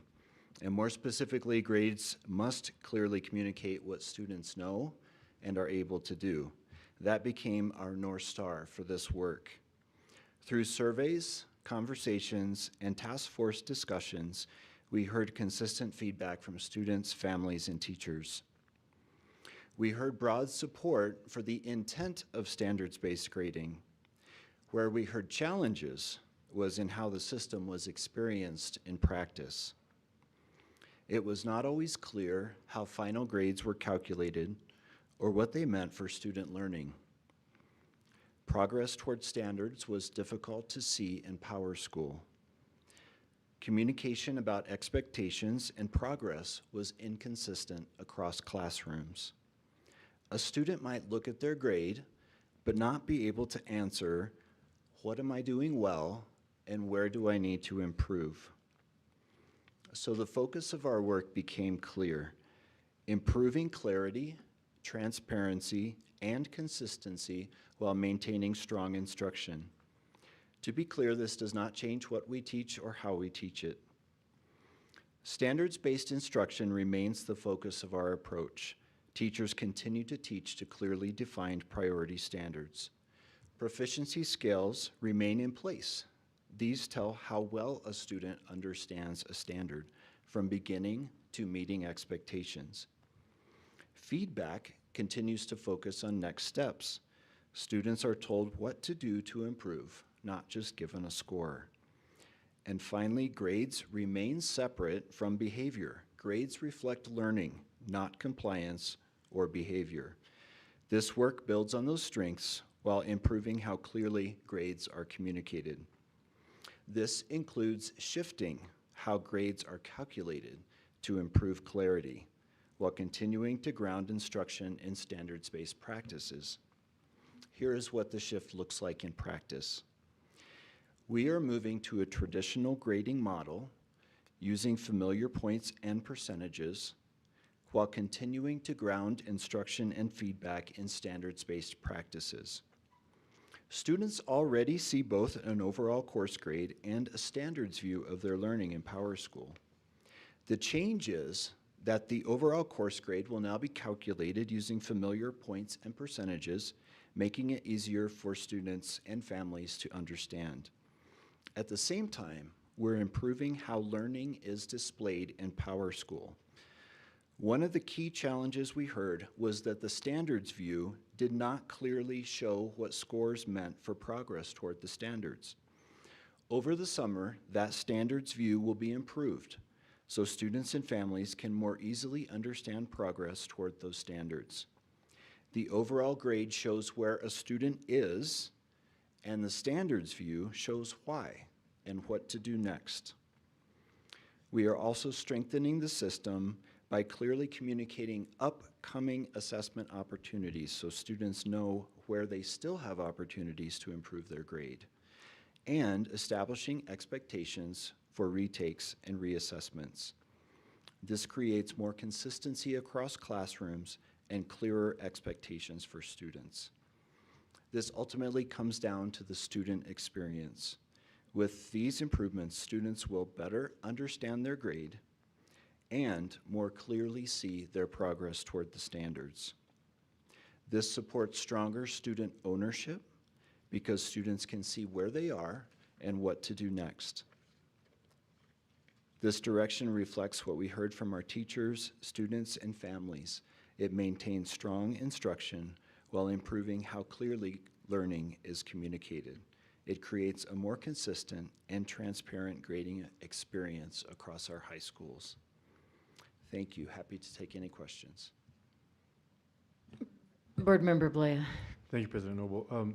So What's the communication plan going to look like, and how is this going to be rolled out to families so that they know that this is coming and all that good stuff?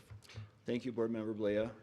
We informed our teaching staff first of the changes last week, and we're going to continue to provide them with some more detailed explanations of the changes that are coming for next year.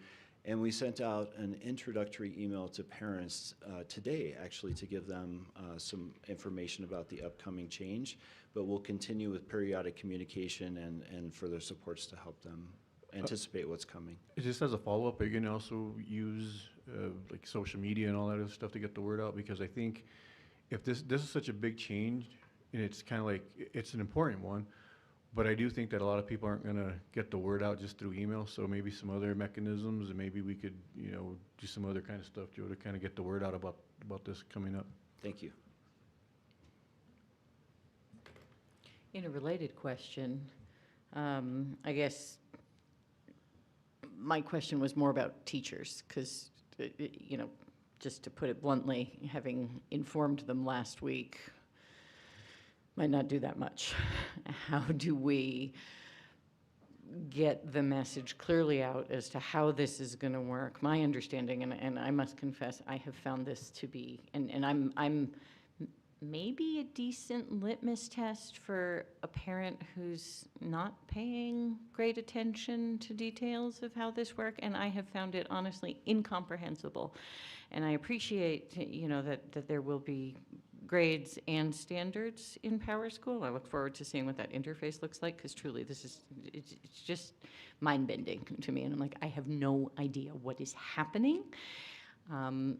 And in conversations with my student, there seems to be wild differentials across teachers.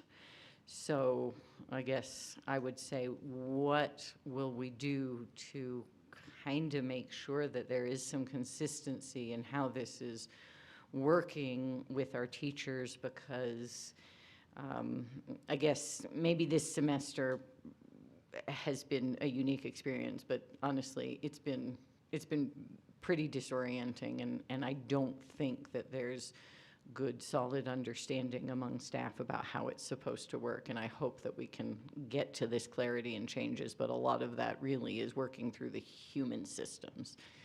So again, my question is how we're going to do this with our teachers, with our staff, Santa Fe Public Schools staff specifically. And I would just also say I agree with Board Member Blea that we need to communicate a lot with parents, because it's been wild. Thank you, Board President Noble. We will be beginning the year with some very specific training and support for our teachers. Our high school teachers also meet bi-monthly in PLC groups, and we will be, a part of that time will be focused on providing intermediate support as we begin the work in the fall. Okay, and to follow up on that, given that it's still standards-based instruction, am I right in thinking that if a student is missing an assignment, they will have a chance to demonstrate, or if they have in some way demonstrated mastery of the standard, theoretically we're not docking them for the missing assignment still?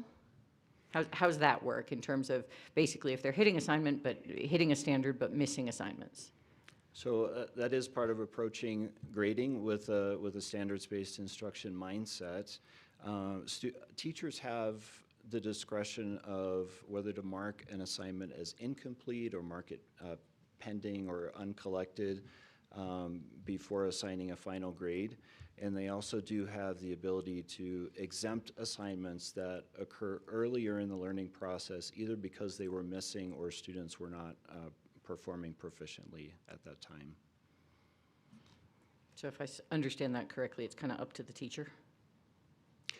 Yes, it is up to the discretion of the teacher, and that's where we will again be working with the teachers as a professional learning community to hone our skills in making those decisions as we're providing grades and feedback to students. Okay, but the guidance will remain around learning the standards, not around did you do every single shred of homework? Correct. Okay, thank you. Go ahead, Vice President. Thank you, President Noble. I think you said the word waiting in your presentation. I was just wondering if you could talk more about that, because that was my understanding of some of the challenge of the mid-year change was around the weighting of assignments and how those were being calculated in Power School. So can you talk a little bit more about that? Sure. One thing that the grading task force looked at was differentiating weighting between formative assessments, which are assessments that are meant to gauge where students are at in the learning process, and summative assessments, which are final and more weighty assessments for students. Formative assessments could be classwork, homework, do now, exit tickets, those kinds of things, and summative assessments might be quizzes, tests, projects, other kinds of performance assessments. The task force identified a very standard practice across high schools that are either participating in standards-based instruction or not, which is weighting summative assessments more heavily than formative assessments. And the determination was to weight summative assessments as 70% of the final course grade, and formative assessments as 30% of the final course grade. Okay, thank you. Anything else on this? Okay, thank you very much. Appreciate it. Good luck. Moving swiftly along to item D on our presentations, bus driver update. Thank you, President Noble, board members. At our last board meeting, Vice President Bose requested an update regarding our bus driver situation. As you know, we've had to cancel some routes recently due to driver absences, and I have Deputy Holliday here to share the steps we're taking to proactively address those issues. Thank you so much, Dr. Griffin, Board President Noble, Vice President Bose, and members of the board. We have a very brief presentation. As you know, bus transportation has been problematic for districts across the country. That stated, it doesn't feel good just accepting we are one of many that are struggling with this. So there's a few different things that we've done recently to address our concerns. I do have with me Director Gabe Romero behind me, and then Felipe Navarez, who is our transportation director, in case you have specific questions for them at the end of this presentation. Some updates is hiring. So we have a new bus driver that is already driving routes. We have 2 additional drivers that are completing their training, and on the 30th, they will be taking on their individual routes, and we have 1 driver in training. When that person is able to drive their own routes is dependent upon the hours, passing all of the assessments and the certifications. We also have started a perfect attendance incentive. Prior to spring break, we launched that with the help of Deputy Romero, who was able to get some gift cards from some community members. And so for that, it was 2 weeks of perfect attendance. Our drivers and our bus assistants were put into a pot to get a gift card. And just this week, we received more gift cards so we can continue that initiative. And we are continuing with staffing because we do have vacancies remaining in our transportation department. What I think is very, very exciting, thinking about next year, we are transitioning to Bus Planner, which is a different platform for our transportation. This is updated technology. It will sync better with Power School, and it has a more user-friendly interface. It will allow us to better communicate with families of students who take the bus.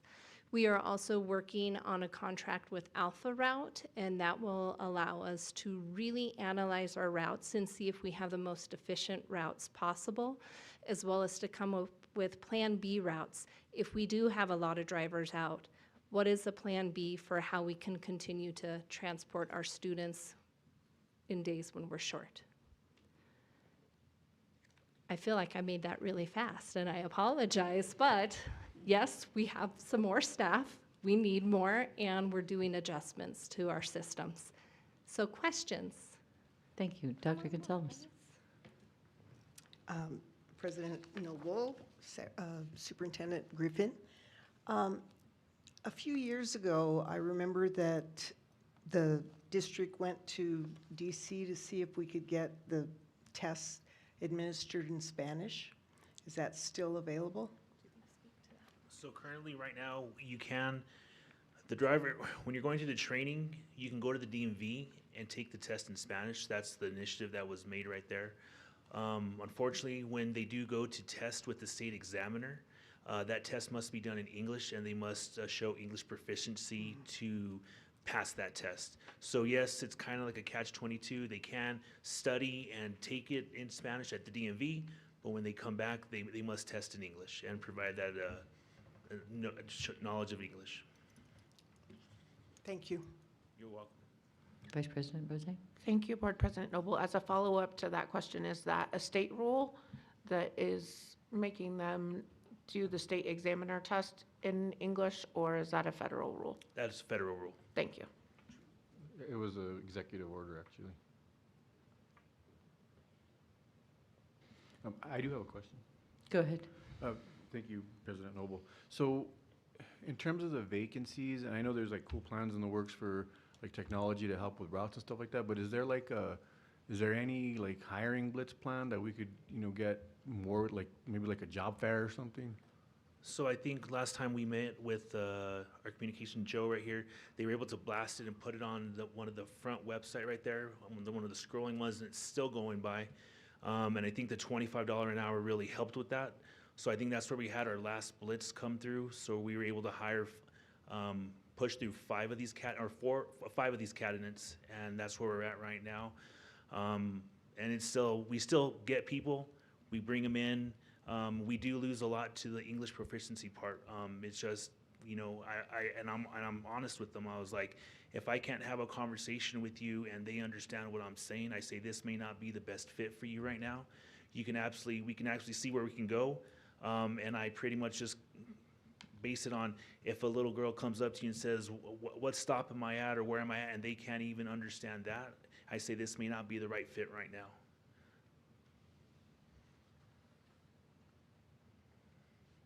Can I add for our bus assistant vacancies, we do anticipate the raise in minimum wage in Santa Fe will positively impact our fill rate for that position. And we are exploring partnering with a community member for ESL tutoring for people who are interested in being drivers but are not quite yet proficient in English. Go ahead. Thank you, President Noble. I appreciate hearing about possible technology that can help these systems work better. I assume when it's time, we'll see those contracts, the bus planner. I assume these are all things we pay for. So I would just appreciate those being highlighted when they're brought to us so that we can have our memories jogged that that's what it's for. And as always, we want to make sure that we're getting a good return on our investment for those things, and that, these aren't problems we could solve by paying our staff more money. Thank you. Anything else on this? Questions? All right. Thank you very much. Thank you, Mr. Navarez, Mr. Romero, for being here. Appreciate it. Thank you. Thank you.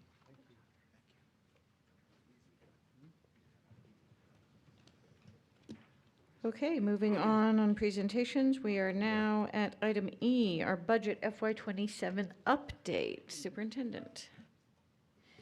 Thank you, Board President, board members, Mr. Halford. Yes, thank you, Superintendent Dr. Griffin, members of the board. What we're going to provide you with today is just a quick update from our previous meeting, which was last week.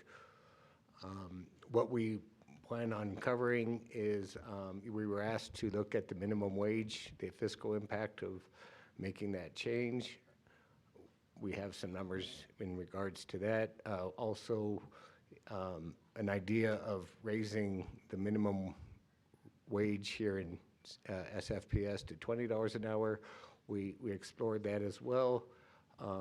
We also found where there were some board priorities from last year that we are going to give an update on where we're at in fulfilling those. And then we also have some updates for the current, or the upcoming budget. So in looking at the marching orders were that we wanted to ensure that no employees of the district would take home less money next year as a result of the premiums going up. And what became clear pretty easy in the analysis is that the ones that would be the most affected, the ones that would bear the cost, were the ones that were ironically the ones getting the most benefit from the 80-20, the ones that were making $50,000 or less last year. So what I've done is to look at the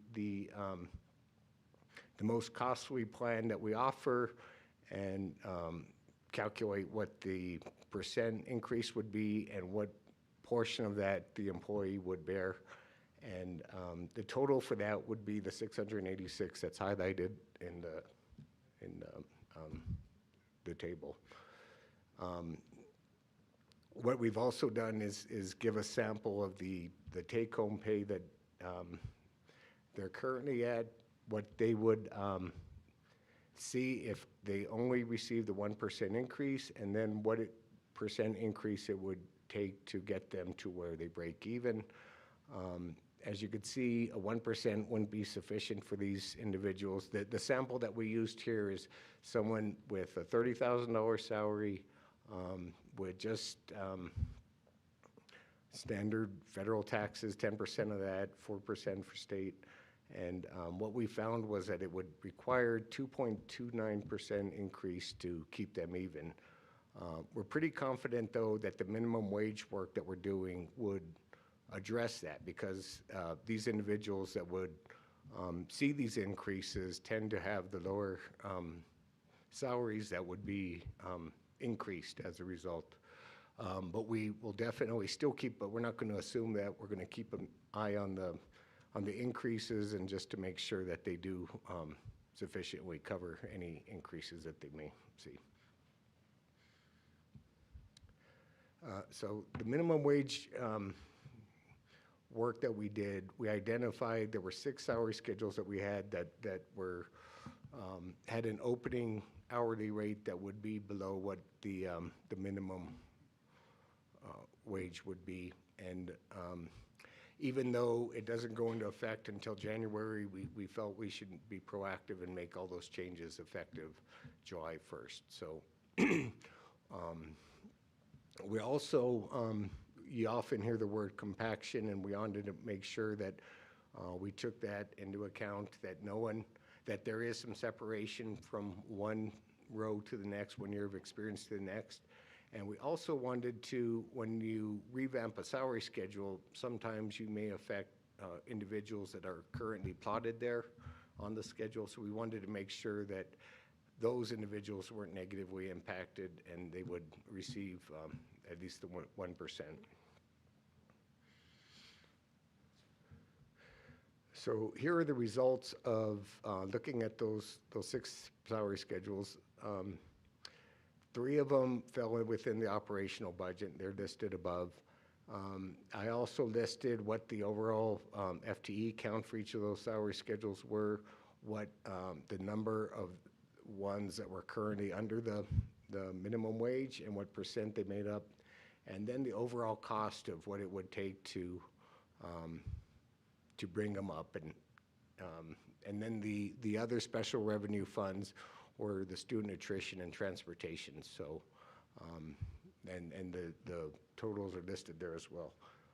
Once we apply the benefits, this is what the overall impact would be.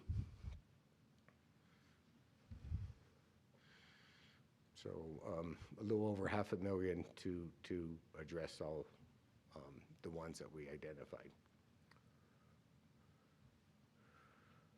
So the next step, the hourly rate of 20 is a little bit more complicated, but what you see here is to meet the very minimum of giving everyone at least a $20 rate. There's several different ways to go about it. Obviously the easiest, but the most costly would be If our lowest hourly rate is $15, well then, if we raise every hourly rate by $5, we should ensure that and all the separation that was there prior to making this change between the salary schedules and so forth. But of course, it also comes with the highest cost. And then we also looked at the bottom of this is just raising everyone that's below 20 to 20. But of course, that doesn't address any of the impact issues or the compaction issues, or there'll be some unintended consequences of doing that with individuals who were just over the $20, and now all of a sudden, all these others caught up to their salary. I did work into the calculation. I framed it as additional cost because we believe the minimum wage will obviously get us partway there. You know, getting it from $15 to $17.50 will get us towards that $20 goal. So I worked that in, and the additional amounts are what you see highlighted. That's after the benefits and everything.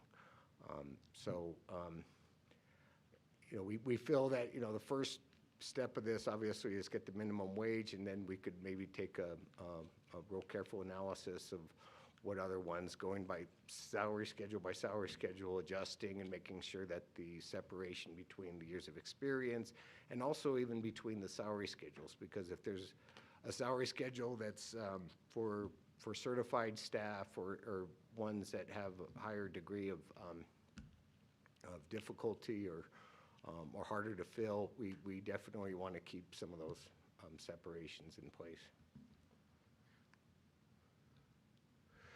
So here's a list. This was taken directly from a board meeting that was held last April. It was just a list of some of the initiatives that were discussed. We did update that one of them was to organize a foundation for the district, and that did occur with the foundation creation, the creation of the foundation. The next slide had some dollar figures. There were estimates as of last year, so what we did is we updated it to show that we are continuing with these initiatives and what the estimated cost of each of those would be moving forward. And I'll kind of let it sit here for a bit. There's quite a bit on there. So you will notice communities and schools. There was some discussion earlier about that. The amounts that you see here were based on an MOU that was signed 3 years ago. The first year was $300,000 in funding. Then it was dropped to $260 and $200 for this year. I understand it's going to go out to bid again for next year, but in case you had questions as to where those numbers came from, it was from an MOU that was signed 3 years ago.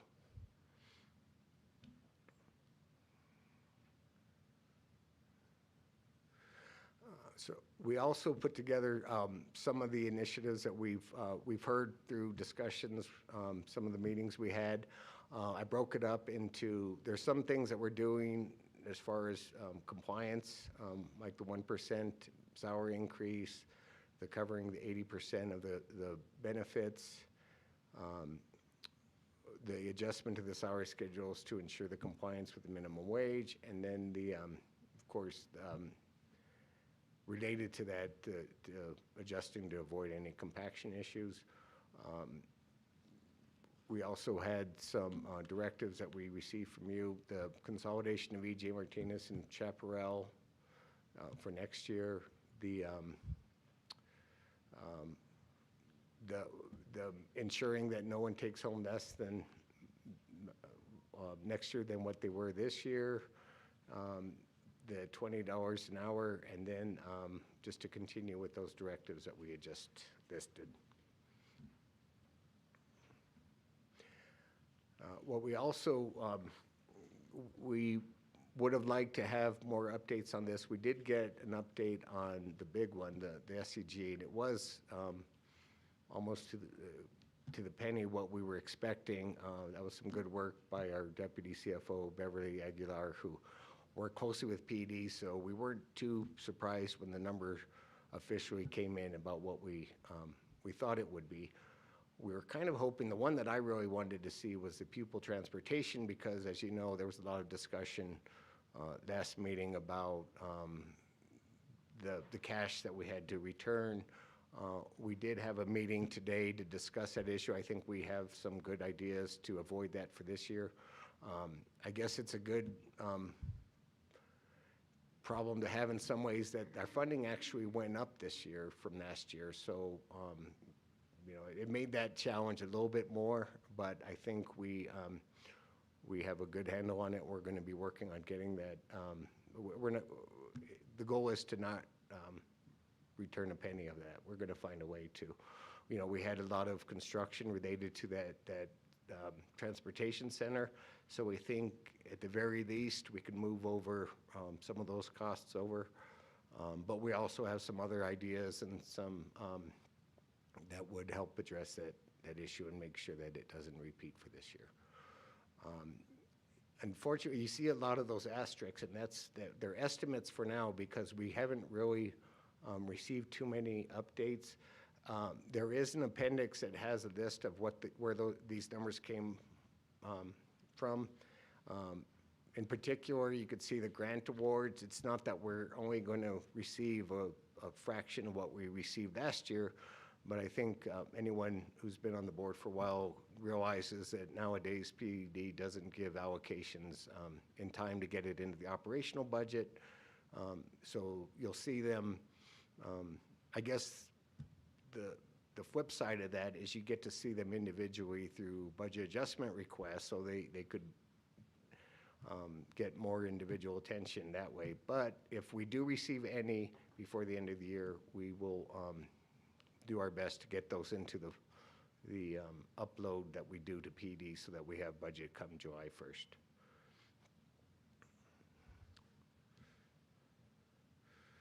All right, and here are those appendixes if you want to see what makes up some of those categories. But with that, I stand for questions.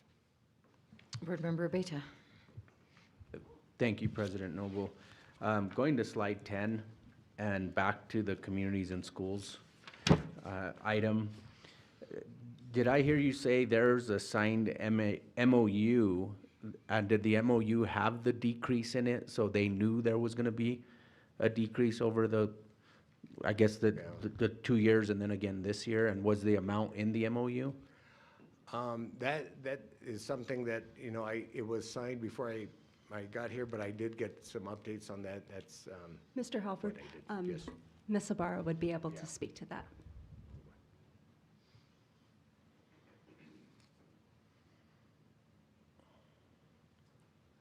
Board President Abeyta, it was an RFP that was put out in the 23-24 school year.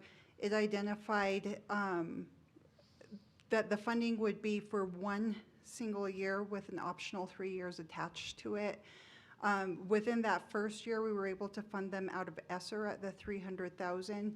And the RFP was a signed RFP, and then through the conversations with the Executive Director of Communities and Schools, we outlined a framework in which we would decrease $50,000 per year from that point, so 300 to 250. It just so happened that I had flexibility in my budget this year to move them up to 260, and then in the final year, prior to going back out to RFP, our agreement was 200,000. So were they aware ahead of time that there was going to be a decrease? Yes, that was our agreement from the beginning of the RFP. And where will the funding come from after this year if we put out an RFP again for, say, another 3 or 4 years? We would have to evaluate as a team where that funding would be coming from. Right now, it is in my operational budget, but given the different constraints that the district is having, I think we would have to sit down and evaluate if that can continue. It can continue after this year? After FY27, correct. Yes. Okay, and then if we wanted to put the funding, not cut this year and leave it flat at what did you say, it was 250 or 260? It's at 260 right now, yes. Where would we get that money from? I don't know. I would rely on Richard to help me identify where that might come from. Okay, and then are there others on this list on page 10, are they being cut also this year? They are not. I have them built in at the exact same amount, but they've never received the same level of funding as communities in schools. And are some of their funding coming from ESSER also? Yes, so I oversee, well, obviously community schools is our staff members, but I oversee Cooking with Kids and NDI, and those did start with ESSER funding and have continued at the same amount. Okay, and I know with budgets, usually if you want it balanced, and so if you say, if we recommend that you go back to 250 or 260, we'd have to also identify, or you'd have to help us identify what we're gonna cut to do that, Correct. or unless there's an excess somewhere. Yes, that's correct. I don't have the additional 60,000 built into my budget for FY27. So we'd have to look at other budgets to try to make that happen, or maybe cash reserves, perhaps? Yes, sir, that's correct. Okay, all right, thank you, President Noble. Board Member Blaya. Thank you, President Noble. Thank you, Member Beta. You asked pretty much my questions, but I do have one other question on page 10. So one of them is the 30,000 for National Dance Institute. So what does that cover?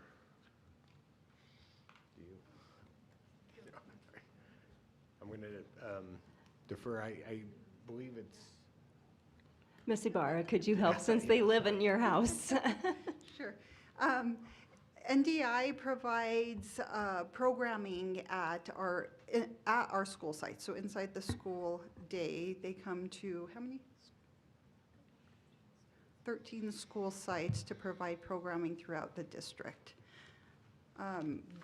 They support the majority of their funding. I believe they do outside fundraising, and we have provided them the consistent 30,000 to provide support within those 13 schools.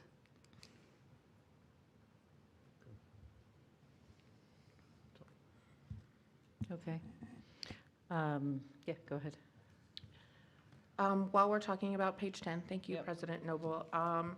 I'm curious if you have the numbers handy for FY26, what these programs are currently funded at for comparison. I could get that for you. I don't have that. Okay. Ms. Ibarra, sorry.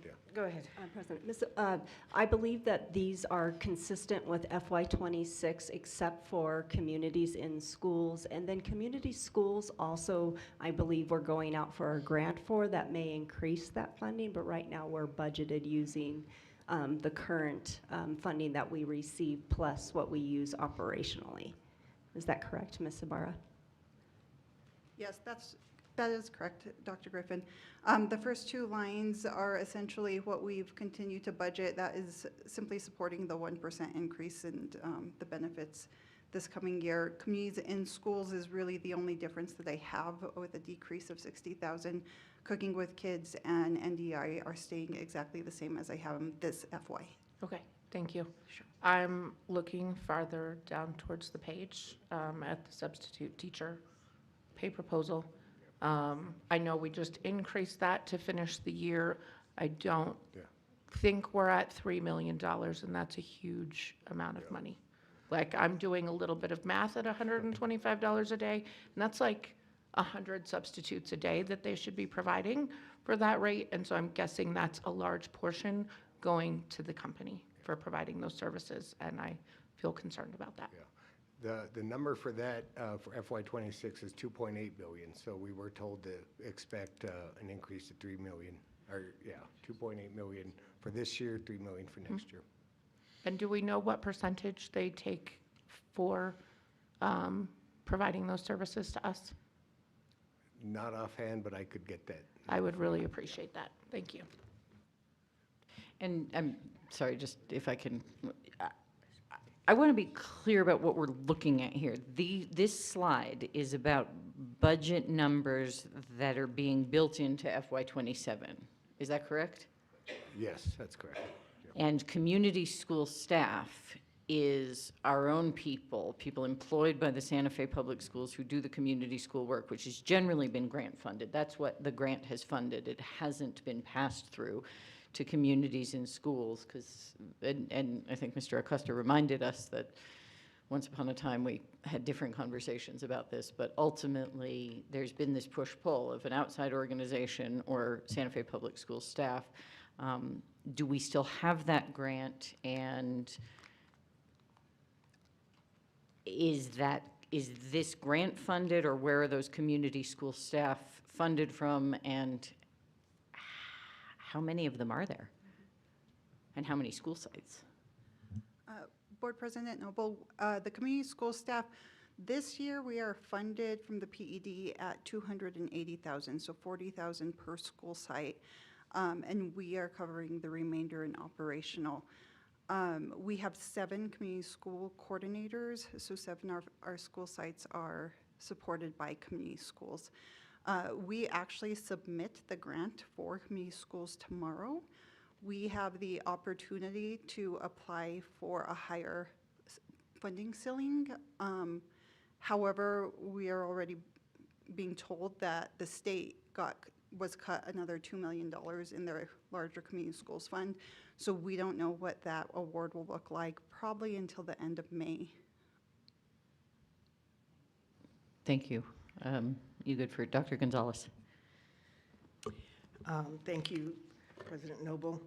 You know, I was on the board of communities and schools, and when I got elected to this board, I stepped down. But they bring in about $6 million to the school. I remember Grace, when I was running the first time, she said, well, we don't want outsiders in the schools, we want them to be employees. And I said, well, that would be great. If you had $6 million, you could bring them in all as employees. So I think that they bring quite a bit, and you heard a lot, and I agree with everything I heard this afternoon. They bring a lot to the district, and you know, I don't know how the funding is going to impact them that much. I'm not really sure, but I think that the community schools funded through PED came in much later, and I would really hope that the community schools and communities in schools work together, because communities and schools has had a lot of experience doing this, and I don't know if they are or not. You might be able to tell me. Yeah, Secretary Gonzalez, they are actually working together. We have four schools that have both community schools and communities in schools, and it's been a great partnership. You can kind of think about community schools, our district initiative, as the umbrella leading the efforts, while communities in schools is one of the really strong prongs to bring in that case management and support the providers as we bridge the needs of each school individually. Thank you. You're welcome. Board Member Blaya. Thank you, President Noble. So going back to the substitute pay proposal, especially as it pertains to other elements on here. So if I understand correctly, communities and schools is going to be decreased per MOU for this coming this coming school year. But then there's going to be an RFP for those services to come out, budget allowing. Is that correct, first of all? Yes, I believe the task we have now is to discuss, once we put together the budget, see what money's available, and see what could be allocated to the new. Okay, so then Can I jump in? Sure. If I'm not mistaken, the RFP is for beyond FY27. Right, that's what I mean. Okay, yeah. Yeah, once we go next year, then it goes out for RFP. Okay, so then if there are other options to reduce the needs for substitute teachers, because I know that there's been some plans floated around about bringing other types of teachers in or whatever, do we pay that number, the number that contract with them, do we pay it regardless if they're used or not? No, board member Blaya, it is based on, we get invoices that identify how many spots they had to fill for that particular billing period. So it's completely based on the actual usage or the services that are provided. So is it possible to move some of the savings in there, if there are savings in there, to do other things like communities and schools? Yes, that's definitely a possibility.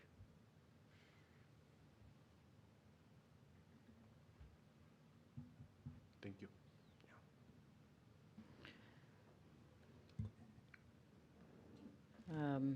Okay, and additional questions on this slide 10.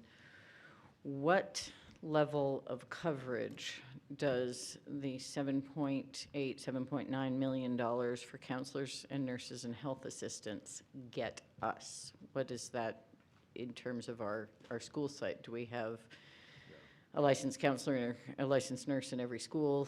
What do we have for that 7.8 million? I believe it covers all those positions. It's not fund specific. It's throughout, whether it's through Medicaid, operational. The original amount that was there, that was in the slide from last year, was like 6.7 million or so. So it actually is more than what we originally forecasted. I could get an exact breakdown of exactly what the what school sites it's in, what the job classes it covers, and get some more detailed numbers. And if there's anything else, like if there's contract services that helps provide those services as well. Deputy Romero, could you answer the question, do we have nurses and nurse aides and counselors at every school? President Noble, members of the board, Superintendent Griffin, we do. We are fully staffed with our nurses and our nurse aides. We are short on our counselors, so we have the positions, the FTEs at every site, but I want to say, and Sue can, oh, she left, correct me, it's about 5 positions that were vacant. Thank you. Okay, so I appreciate this slide, and again, we're going back a year to our board budget priorities, many of which, or at least were discussed a year ago, many of which have carried through, but increased on these numbers is what I'm hearing. I heard a $1.2 million increase in the counselors, nurses, health assistants. I heard a $200,000 increase in the substitute pay proposal. I don't know about summer learning. What about summer learning? Has that increased for FY27? Do we know? No, that's about the same. That was 600,000 for this year. We still have, of course, another month to go in this, but we estimate it's going to end at 600K too. Okay. And that's also braided with grants and Title I and some that will help support this. Okay. Well, we have, I think, a bunch of good information here, and I just want to say we're still sort of on this track to do our budget in one meeting.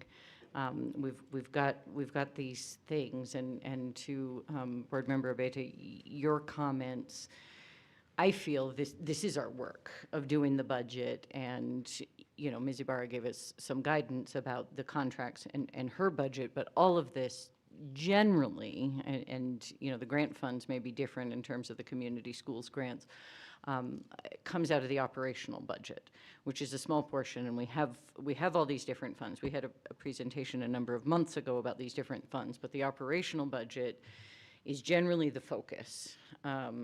And you know, I guess I have to say I'm a little uncomfortable. I'm not seeing a budget that we're working on. There's sort of an array of items, and I think maybe tonight, if we can as a board and even sort of mash this up with an agenda item we have coming up, which is board budget priorities, I think it actually sort of makes sense to talk about that now, of what we want to see and what options, because it is that, you know, if we want to say, let's find some more funding for communities in schools, and we do have, I think we heard 12% cash reserves last time, you know, and what's making me uncomfortable is we're not getting any sort of sense of how these trade-offs might work.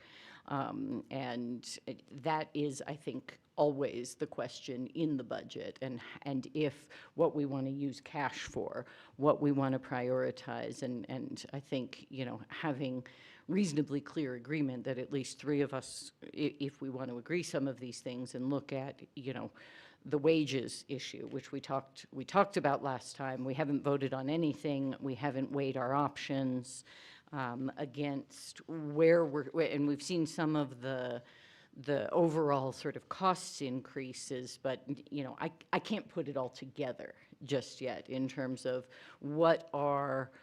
how does it add up in terms of, and we had some of that last week as well, but the cost increases that we're seeing for the operational budget, what we need to absorb, where the cash is, and how we do this work. So, you know, I guess, again, I'm feeling a little just sort of disoriented. There are these various different things, and we can sound off on what we think about an array of items, but I feel it is our job to put it together in some comprehensive way and make some choices that may be, you know, yes, we want to take a plunge on paying people $20 an hour with a 10-cent raise to address the compaction issue. I really appreciate those options. I think that's very well done, and I appreciate what we're seeing there in terms of options for wages. But again, I don't know what we have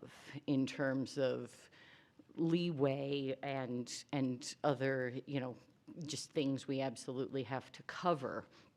So I don't really feel very prepared to sort of make choices or give direction or weigh these options.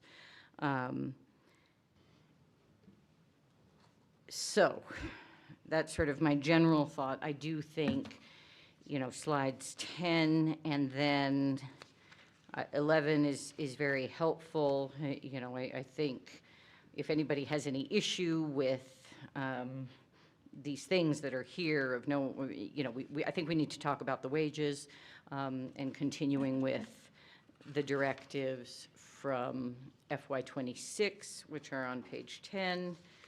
And then there's another piece, which I did just want to look at. I mean, and it was maybe the board priorities we listed on page 9.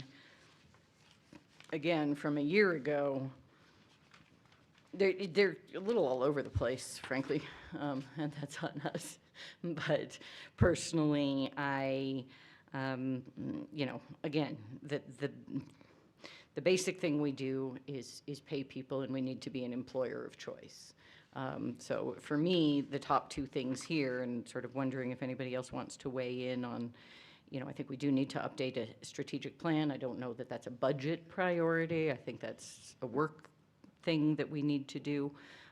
But I do feel strongly about what we're paying people, particularly those who have the lowest wages, and our continued improvement with HR. I just continue to see that HR is something that has got to be improved, and it will lift all boats if we manage to hire people. And I got to say, I think I got it as a parent. I don't even know. I got an email to my personal email today that says HR is going to handle all our contractors, which, fine, fair enough. But honestly, I'm super concerned about that because I don't see that HR can take on a giant amount of new work right now without us breaking it. So anyway, that's a list for me. I think, you know, I don't know if anybody wants to talk about, but I think on pages 9 and 10, as well as 11, we should think about really setting our priorities. And, you know, given that on page 11, we have the research the cost of no employee making less than $20 per hour. That's a big piece. And again, I don't know what the trade-off is, but we do have some good cost estimates as to how to approach that, which I would agree, the $14 million option of giving everybody a $5 raise probably needs to be off the table. But, you know, yeah. So, Board Member Beta. Yeah, on that, sometimes doing an increase like that to salaries, well, it's probably too big of a leap in 1 year or in less than a year. Usually what organizations do, because of some of the issues that we saw or unintended consequences with compaction, things like that, difficulty of job, usually what happens is there's a class and compensation study done first, and then that informs you as to how much the increase should be, and then the budget comes. I'm just afraid that if we do something within just this budget of bring everyone to 20 or just bring these people to 20, we don't know what the unintended consequences are going to be. I mean, yes, we want to be the employer of choice, but we don't want to do something and we're not the employer of choice anymore because we didn't do enough research. I mean, it might be more prudent to fund a class and comp study or a more thorough study in this budget to inform us next year, with the one priority being go up to 20 an hour or whatever goal it is we want to set. That would just be, again, just based on my experience. When you do start increasing salaries, it is going to start to impact other areas of the organizational structure and the salaries, and then we have a bigger problem than what we intended. Board Member Blea. And to that end, I mean, we heard earlier that the union negotiations are in process. By starting to play with salaries without that, I mean, how is that going to impact the union negotiations? I mean, are we giving enough notice to really factor that in? I like the idea of a class and comp study because at least it gives everybody enough notice to say, well, what are the movements within the entire organization? And plus, the other thing about that I like is that with all the proposed changes to HR that are needed that we've discussed, and I'm not trying to slight HR by any means or anything like that. I'm just saying that there does need to be some adjustments in the way the HR processes work. And so with all these things kind of playing together, it just seems like we need to take a little bit more time to do a little bit more research about how this money can get shifted around and spent with the union and with everything like that, because if we don't, we could end up in a worse situation budgetarily. Vice President Bose. Thank you, President Noble. Thank you both. I hear you. And I respectfully hard disagree with spending money on a study because we need to pay our people. I think we have some options that are laid out for how to address compaction that could happen and make sure that everyone's rising at an appropriate level, even if we can't pay everybody $5 an hour more, which would be amazing. You know, it doesn't need to be 10 cents either, but, you know, we have other options there that I think could help guide us in some directions to bring everyone up in an appropriate level and not cause terrible consequences, I would hope. So that's my vote on that. I know that it's a concern, and you know, if we wanted to continue to talk about that over next year, I think that's a fine thing to do. But I definitely don't think we should wait on raising wages to study something. So that's my vote. President Noble, are we negotiating unfairly now, though? Because we're deciding this outside of union negotiations and a contract, and I mean, I wouldn't want to violate any CBA or any agreements because we're saying, I mean, normally a wage increases is done at the negotiating table and then it's brought to us. And Yeah, I mean, I don't know, and of course, we could ask our legal counsel, we could ask the superintendent, we could ask our union president. We have done this before. We've talked about it generally. There are jobs, I think we're talking about, that cross various different union positions and that sort of thing. So, or yeah. bargaining in bad faith, I guess, is what the technical term is when you. Yeah. When you do.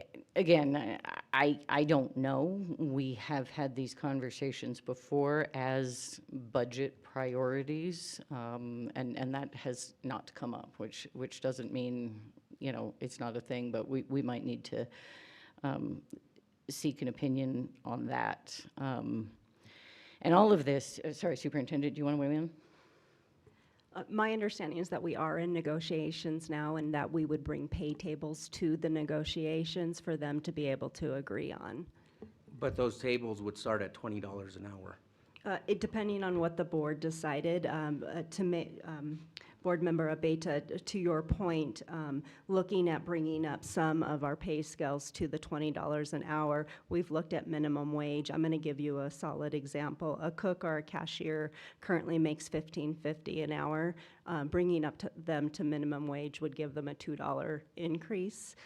However, our cafeteria leads make $20 an hour. So bringing up the cook or cashier to the cafeteria lead means that we have to look at the cafeteria lead as well. And there's several pay scales like that, that if we bring them up to the 20, it will impact other, supervisors. So do you feel comfortable, though, that, and if you do, then I say let's do it. If, do you think you can address like the concerns that I have brought up in Board Member Blea and bring forward a plan in the budget that raises everybody's salaries and makes sense and doesn't have a negative impact on the district moving forward? I don't believe that we can do it with all of the pay scales. Maybe there's a couple of low-hanging fruits, those hard-to-fill positions that we could really be thoughtful of and how that would impact the budget. I know that Board Member Bose, Vice President Bose brought up hard-to-fill positions like EBAs and secretaries, and maybe if we started with just a couple of those pay scales to really look at the impact overall and be thoughtful about that, yes. I think that would be more doable in this time frame. Thank you, President Noble. Board Member Blea. Yeah, thank you for that, Superintendent. And I think doing things a little bit more intentionally, especially when it comes to money with everything that's kind of that we're facing as a community and as a district, I think looking at it more, again, strategically, instead of just saying we're going to do this and go forward, I think we do have to kind of look at how are all, to President Noble's point, like how are all these things kind of shifting around, and where can we play a little bit of Parcheesi and move things around, and what can we do to be creative to kind of make sure that we don't lose anything as we do this, but also not create any other problems for us down the road. We talked a little bit about strategic plan, and again, a strategic plan does have budget impact, right? Because if you have a plan, then you know what you're going to be able to do. So one thing that we didn't talk about is I keep hearing about cuts to the culinary program. I don't know if that's cooking with kids. I think they're separate. And so we didn't talk about that. Like there's just so many things that are like, that people seem to know that we haven't even talked about, that I would like to, like, to your point, President Noble, to see what the buckets are and see what the things actually are. Like, if it's $2.8 million for substitute teachers, and we didn't use $2.8 million worth of substitute teachers, then there's got to be some money in there, right? We just raised it. Increased it by 200, which is why it's the 3 now. The current amount that we're operating under is 2.8 million. We were told that to anticipate another 200,000 for next year. So I believe that the budget adjustment request that you just saw raised it from 2.3 to 2.8, which is where it currently sits for this year. The number that was on the slide was for next year, which was based on numbers. So we used that many substitute teachers this year. We approved a bar No, at I the remember last that. meeting. Yeah, I saw that, Yeah, but, yeah. so we had to add money Right. to our substitute teacher contract because we used it all this year. Okay, thank you. President Noble. Go ahead. So just to put a bow on this whole salary thing, you heard Vice President Bose say she wants this. You heard me say I want this. If you can bring something that's like a compromise, like I think what you just described, I'm all in favor of that. If there's some salaries we can start increasing right away in this budget year, and it won't be a big impact to like what maybe I'm concerned about, I'm all for that, just to be clear. Thank you. And I guess I want to weigh in here because we've done this before. it's worked. It's different in educational systems in part because we have so many levels of qualifications across pay tables and licensures and tiers and that sort of thing. So it's not like the city. And truly, like, I am loath, in part because I've seen what happened there, to do a class and comp study and to spend a bunch of that when I think we have our unions, we know our qualifications. You know, the education system is way more stratified according to qualifications that have to do a lot with educational attainment. So I think it's really, I mean, if we need to, going forward, seek out some advice as to how to do this to avoid unintended consequences, we can. But again, having lived with it before, and maybe it wasn't such a big jump, given that if we, I mean, it kills me. We have people making $15.50. But, you know, so maybe we're looking at bigger jumps, but truly, I am in the camp of, like, we cannot not do the right thing because we want to study more. I am over us looking at things and waiting, and I feel like we've got to do the right thing. We've got to do this budget. We're running out of time. I mean, I agree with you, Board Member Blea, in terms of the strategy and strategic plan, and I'd loved it, but we need to do a budget within about 3 weeks, or, you know, by mid-May. And we've got to figure out a path forward. And in trying to do that, I think what Board Member Abeta said in terms of, you know, some sort of reasonable compromise where hopefully make all the people happy all the time. No, but that you can get those of us that feel really passionately, I can speak for myself, and maybe Vice President Bose is with me. She can disagree if she wants, of course, but that we have got to get some of these low hourly wages up. It's just, I mean, and I don't know what teachers' aides are at, and I know that has to do with their qualifications and what they come in at, but that this is tough stuff. I also think we really need to look at the operational budget and figure out where we are. And again, I know we've done some of that, but I can't hold that in my head and then this stuff. Like, we've got to be able to do it sort of comprehensively. I don't know if there's a gap that, I think there is somewhat of a gap that we need to fill sort of in order to maintain the basics that we have now based on the SEG. Do you know, Mr. Halford, off the top of your head, what that gap sort of is? No, I don't, but what I was going to mention is that my staff will be putting together the big buckets that we speak of, all the salaries, all the benefits. And what we could do is have it be just without any of these initiatives, just the basic, you know, run the district, keep the doors open, as they used to say often.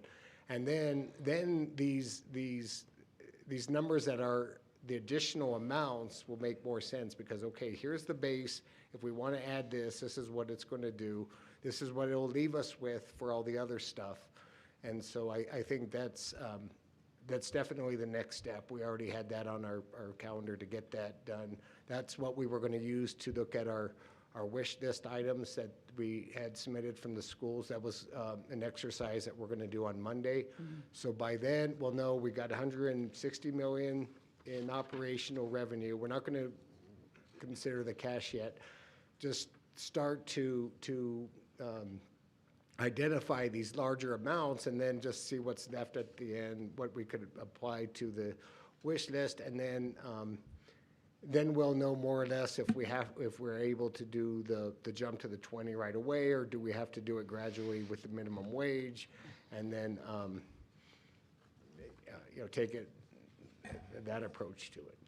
Okay, thank you. And just to say, you know, obviously we have some ideas about the take-home pay and what we'd have to cover here, which I see is that 558 total was, oh no, that was getting to minimum wage. Sorry, I'm on slide 7. Oh, yeah.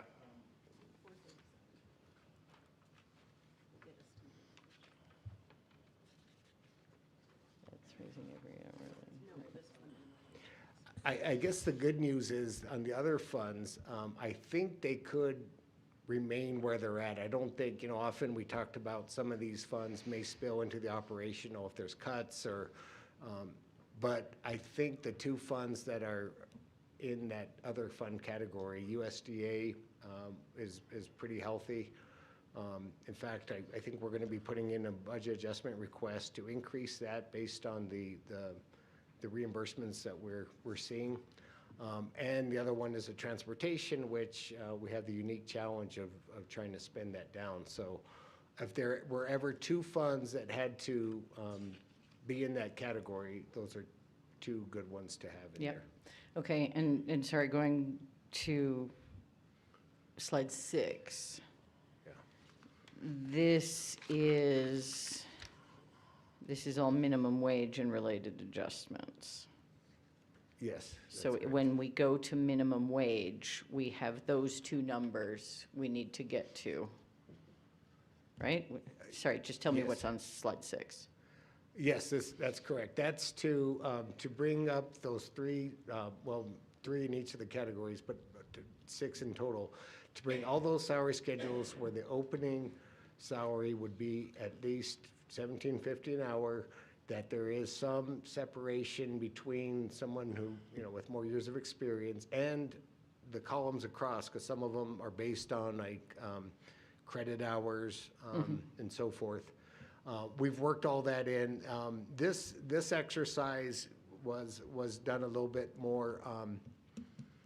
We actually looked at the salary schedules, compared what the new one would look like and where everyone was plotted, what they would receive under the new scenario, comparing it to what they received last year, made sure that everyone got the 1%, because sometimes what we find is when we try to fix those cells within, have them like even distribution, we run into a person that was there that we can't short, so we have to kind of work that into it. So these numbers are definitely, I think, solid. The $20 an hour, it was just basically get everything into one spreadsheet and say anything that's below 15, get it to 20, and then everything else, add 10 cents to it. But, as Dr. Griffin mentioned, that's not going to address if there was $15 for the cook and 21 for the manager, there's a $6 separation, and this one goes to 20, and now this one goes to 21.10. Now there's a $1.10 separation. So those costs weren't really as identified, because yes, we could pay the person 21.10 and it would meet that everyone reaches the 20, but of course you could imagine what issues. So those costs were definitely the minimum it would cost, and it wouldn't. No, I think we all reasonably understand compaction, and that's a complicated one, right? And we had this before, and there was a lot in union negotiations about something like that when we see the. It's hard. There's no question about it. I still come down on the side of paying the lowest wage earners more. So, Mr. Halford, let me ask, just if we do what we are legally required to do, which is meet the minimum wage plus 1% across the board, what are we seeing in terms of the increase we need to cover? How much is that?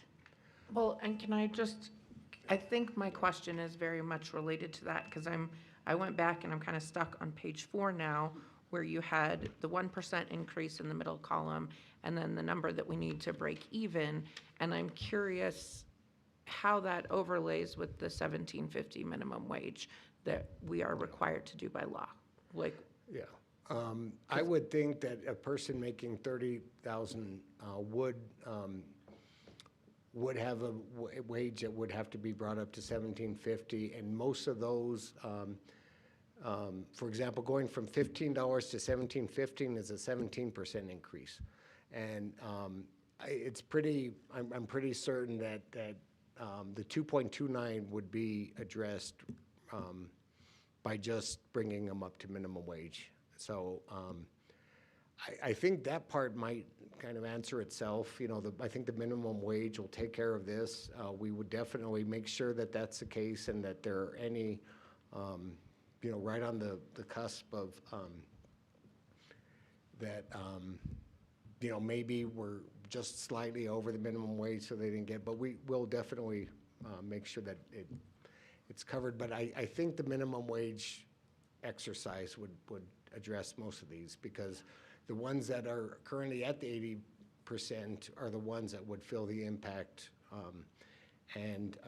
By definition, they're the ones making 50,000 or less. So I guess the ones we really need to look at closely are the ones that are 49,999 that may, you know, they may have a wage that's currently over the minimum wage. So we'll just have to kind of do this quality assurance check at the end that makes sure that every increase, and the salary schedules and the analysis we use actually show what the increase is on each of the cells, and we'll just make sure that it exceeds the amount that we feel would be necessary. Right. So I think, yeah, I think you did a good job of explaining that on page 6. And then I'm hoping, again, like there's chunks of really good information, but how that all interacts. And so with the impact of raising someone's wage to $17.50, what does their take-home pay look like with their benefits in reality, not just in a practice based on a 1% or 2.29%? And actually put together a spreadsheet that not only has the 30,000, but it kind of has, okay, 30, 32, 30, and it kind of shows what percent would be necessary for each of those. And to address the question earlier about what the 1% would cost, it's about 1.1 million for operational, 1.3 overall. That 1.1 obviously was a calculation that didn't consider this minimum wage job. So exercise. So of course, some of that 1.1 would be, this would be included in that, or if we were to do this, then it wouldn't be the full 1.1 because these individuals were already addressed. But we could come up with kind of separating the two, what this would do and what 1% for the remaining individuals who aren't impacted by that. And then the total of the two would be what the compliance cost would be to get the salary schedules. Okay, but we don't, that was my question, going back a little bit. So we don't know that currently. If we did 1%, if we did $17.50 first and then 1% across the board. Yeah, I could definitely separate those out so you'll know what the overall cost would be. Okay.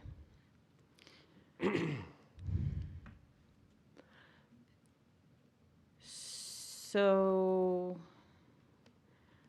and I'm wondering, Superintendent, you know, if you are able to suggest and chart a path forward. I mean, we've talked about a bunch of things, and I think that what Mr. Halford said about, you know, it's like, what is the cost of continuing to do what we're doing? Is there a gap? And again, I'm concerned about the operational budget, because just to point the board to slide 12, we have a total estimated budget, which is $415 million. But really, in my experience, the conversation needs to be about that first line, which is 154 million. And that is sort of what I'm looking at, and I don't know if there's shifts, sometimes there are, if there's more grant money available for something or whatnot, but I do think we need some baseline in terms of what we have and what we need to pay for that in a new year. We need some options on these wages, hard to fill positions, potentially, how that might work. I think we also need some, and I am also with Vice President Bozé on the substitute pay thing. I hate it. I hate that big outsourced contract, and it's a little bit painful. And, you know, but some of these things that, it sounds like most of them are staying the same in terms of contracts, except for communities and schools, which, just doing the math, if we go from 260 to 200, it's, I think, a 23% decrease, I calculated, which is big, and they may have known, and whatever we want to say, but just to say out loud, I'm inclined to say this year we should use some cash and make up some or all of that shortfall, because in speaking of unintended consequences, frankly, we may have warned them, but the consequences for, as we heard over and over tonight, for the folks who need the support most is just too high, and I'm not comfortable sitting on cash reserves and letting our kids who need help not get it. And communities and schools, as Dr. Gonzalez pointed out, does raise a lot of money and leverage things. Can I point out for the minutes that we're all nodding our heads? In agreement with you. Yep. So, I do think that slide 10 is a good slide, and we need to look at this, and I don't know if there's other things. This seemed to come from board priorities as discussed a year ago, but I look at this and I think there may be other things that sort of belong in this category of these costs and contracts. And, in the list of contracts, I don't know what we need to consider. But again, just to repeat, I think we need the baseline for our operational budget. We need to talk about the menu of items listed on slide 10. And we need to look at what we're now I'm calling a wage compromise for our low hourly earners, lower wage hourly earners. Vice President Bozay. Thank you, President Noble. Everything you said, and I think, what it sounds like we're going to get at the next meeting is this bucket picture, everything all together. And I think the other things that we talked about at our study session last week should be brought into that. Like, just because we talked about them once, we should keep talking about them. I'm talking about the English language learner programs, the fine arts. Those are things that we talk year-round with our constituents about, and teachers. So I want to keep that stuff front and center. And it also came up in some of my conversations around communities and schools, our Adelante program. And so I want to talk about our funding. That's our program for students that are, have housing insecurity. And I want to make sure that we're, curious how that's funded, how well it's funded, what their funding sources are, and just to keep that in the picture as well. And I'm going to go to you, Board Member Blea, but I do also want to say what you said about like the culinary program at Santa Fe High that we've all gotten emails about and that sort of thing. This is a hard one for me, and what we're talking about is way different levels of granularity, right? And I'm talking about the operational budget, which is where we have a little bit of discretion, and that's one piece. And even when we've tried in the past to look at sort of what is arts funding, I mean, that was from the 910B5, the formula, and what we're looking at overall. It is difficult, and we don't tend to get, and we're not anywhere close to a budget that would go to that level of granularity. So on some level, I guess I would say if board members have questions at that level of granularity, we might want to email the superintendent and ask her to bring those answers to us. I think it would be, again, given that we're down to one meeting, and I want us to look at the calendar and think about if we need another one, because I'm getting real itchy about this, but so we don't, ambush her. If we want to ask those sort of more granular questions, I think we absolutely should be able to. Ideally, we'd give her a little bit of notice, so if she needs to figure out those answers. Anyway, go ahead, Board Member Blea. Thank you, President Noble, and thank you for that. Because I agree with you. It's like really low level of granularity, but it's just because people ask questions, so I'm like, what the heck? But one thing I did want to, just real quickly is, so I spend a lot of time in Albuquerque at sporting events, just because of family things. And one of the things that I noticed is that La Cueva really is like a hated school because everybody, like, it's one of those, like, you know, St. Mike's is hated kind of thing. But one of the things is our athletic budget good enough and strong enough to make our teams like La Cueva strong? I hate to use La Cueva as like the thing, but that's the question I would have is it, are we a 5A district competing? Are we budgeted enough like to be a 5A competing district? That's really what I want to know, and I don't know if that's even possible at this point. It might be too late for that, but I just don't know if the district is funded well enough to be a 5A competitive district. Just curious. President Noble, under matters from the board discussion and possible action, I do have an item that I want to introduce that I think will get to some of what Board Member Blea is talking about, and then we could work on, I think. But getting back to the budget, you got me thinking, President Noble, about the whole class and comp thing, and I think you're right.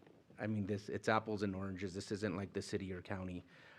So that probably wouldn't make a lot of sense. Like, for example, teacher salaries are set, and they're set, and then who would we compare bus drivers to, or these other things? So, but what would be helpful is if page 6, can we have just one slide that shows the total number of FTEs, and then like some kind of chart or graph that says, and this many are our teachers, and this many are this many are this, and this many are this.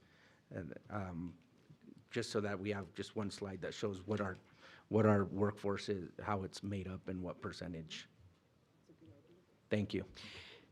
That's a great idea, and it reminds me, I think we've had that in the past. We've had what is, you know, classroom or teaching staff who are teachers, who are other school support, administration at sites, administration at districts. We've had breakdowns in terms of what in the particularly operational budget, where those staffing costs are, because it will be heavily in staffing always.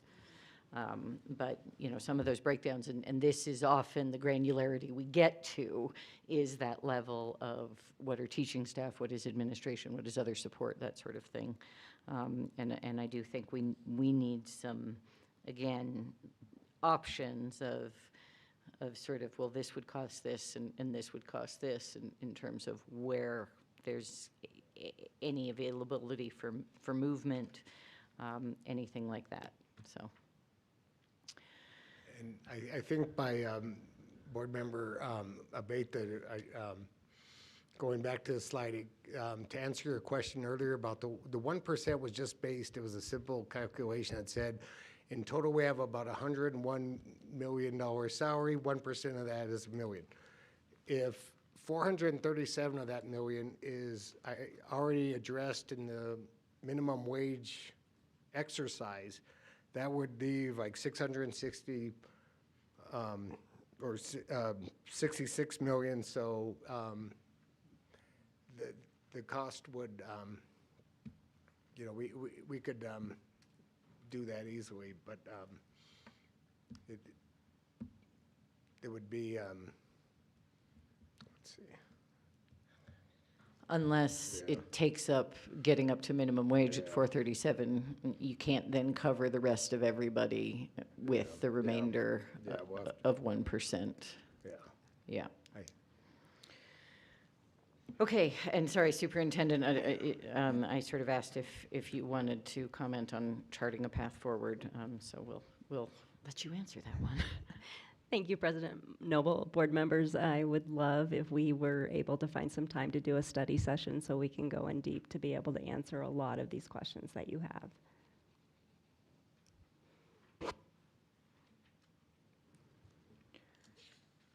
Okay, well, we can look at it for advanced planning. I mean, what we have for our big budget meeting is May 14th.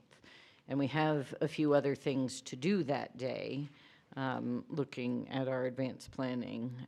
But ultimately, you know, it doesn't bother me if we call our regular meeting a study session and we sit down there and do the budget. However we want to do it, I do think that's our big bite of the apple. And I guess the question for you is if we want to try and find a meeting before that to do a different study session so that we can then do that meeting as more of a regular meeting. President Noble, my apologies. I believed that 514 was a regular scheduled board meeting. We have the retirement celebration prior to that. We have a special meeting to approve lease purchase notes and a regular meeting at that time on the 14th.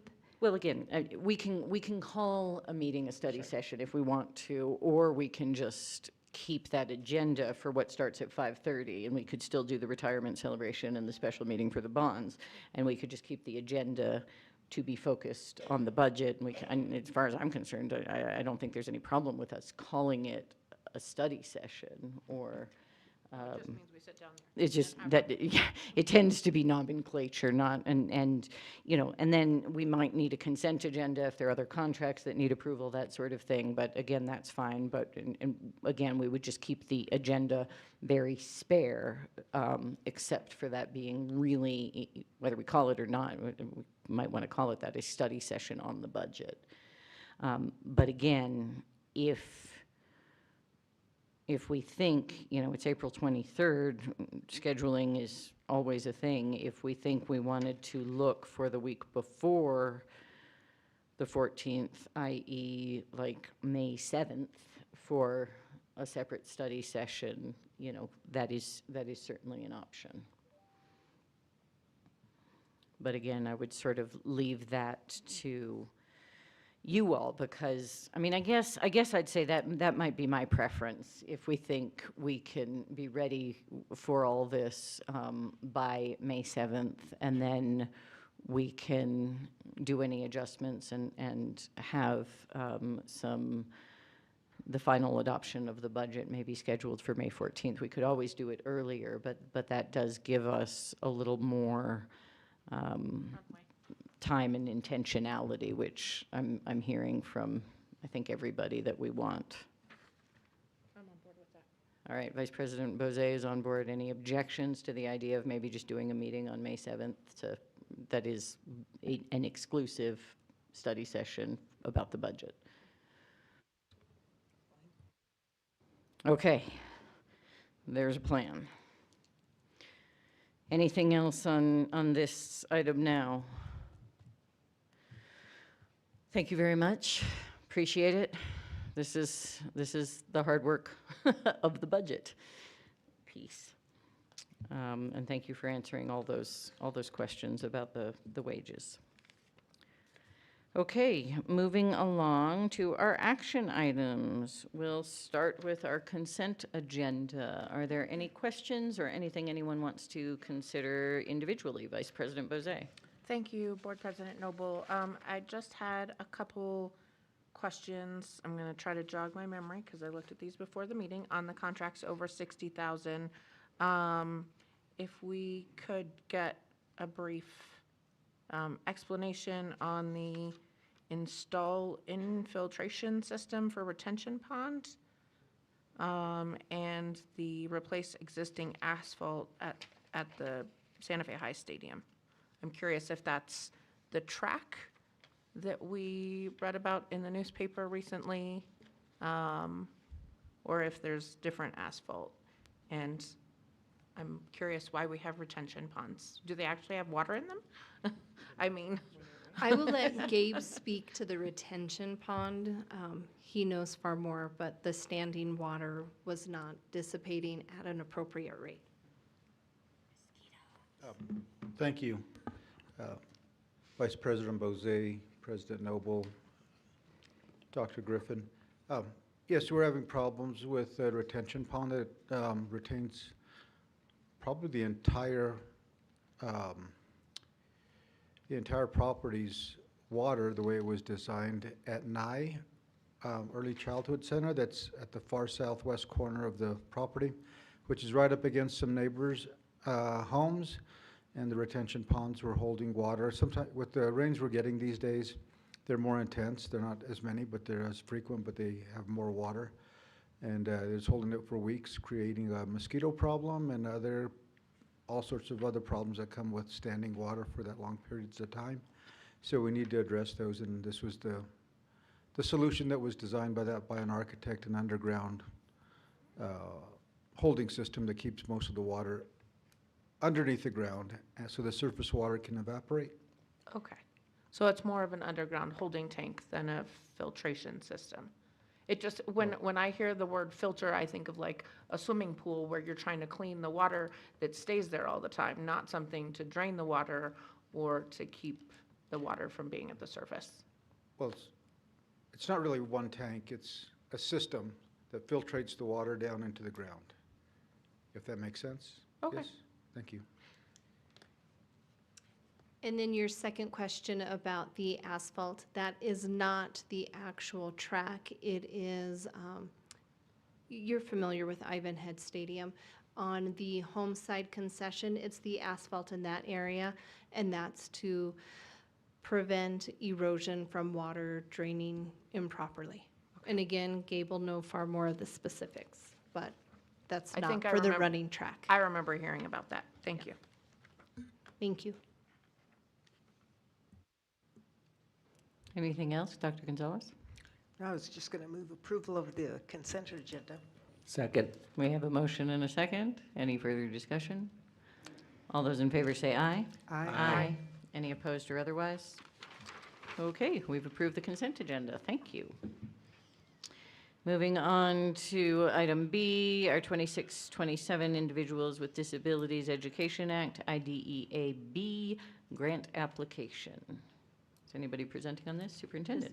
President Noble, thank you. I have Dr. Maynard with us tonight to be able to present on this.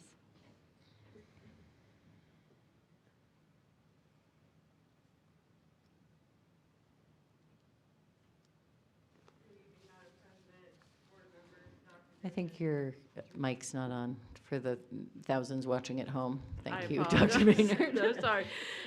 Good evening, board members, President Noble, Dr. Griffin. We're just here for our annual 2627 IDEA-B grant application.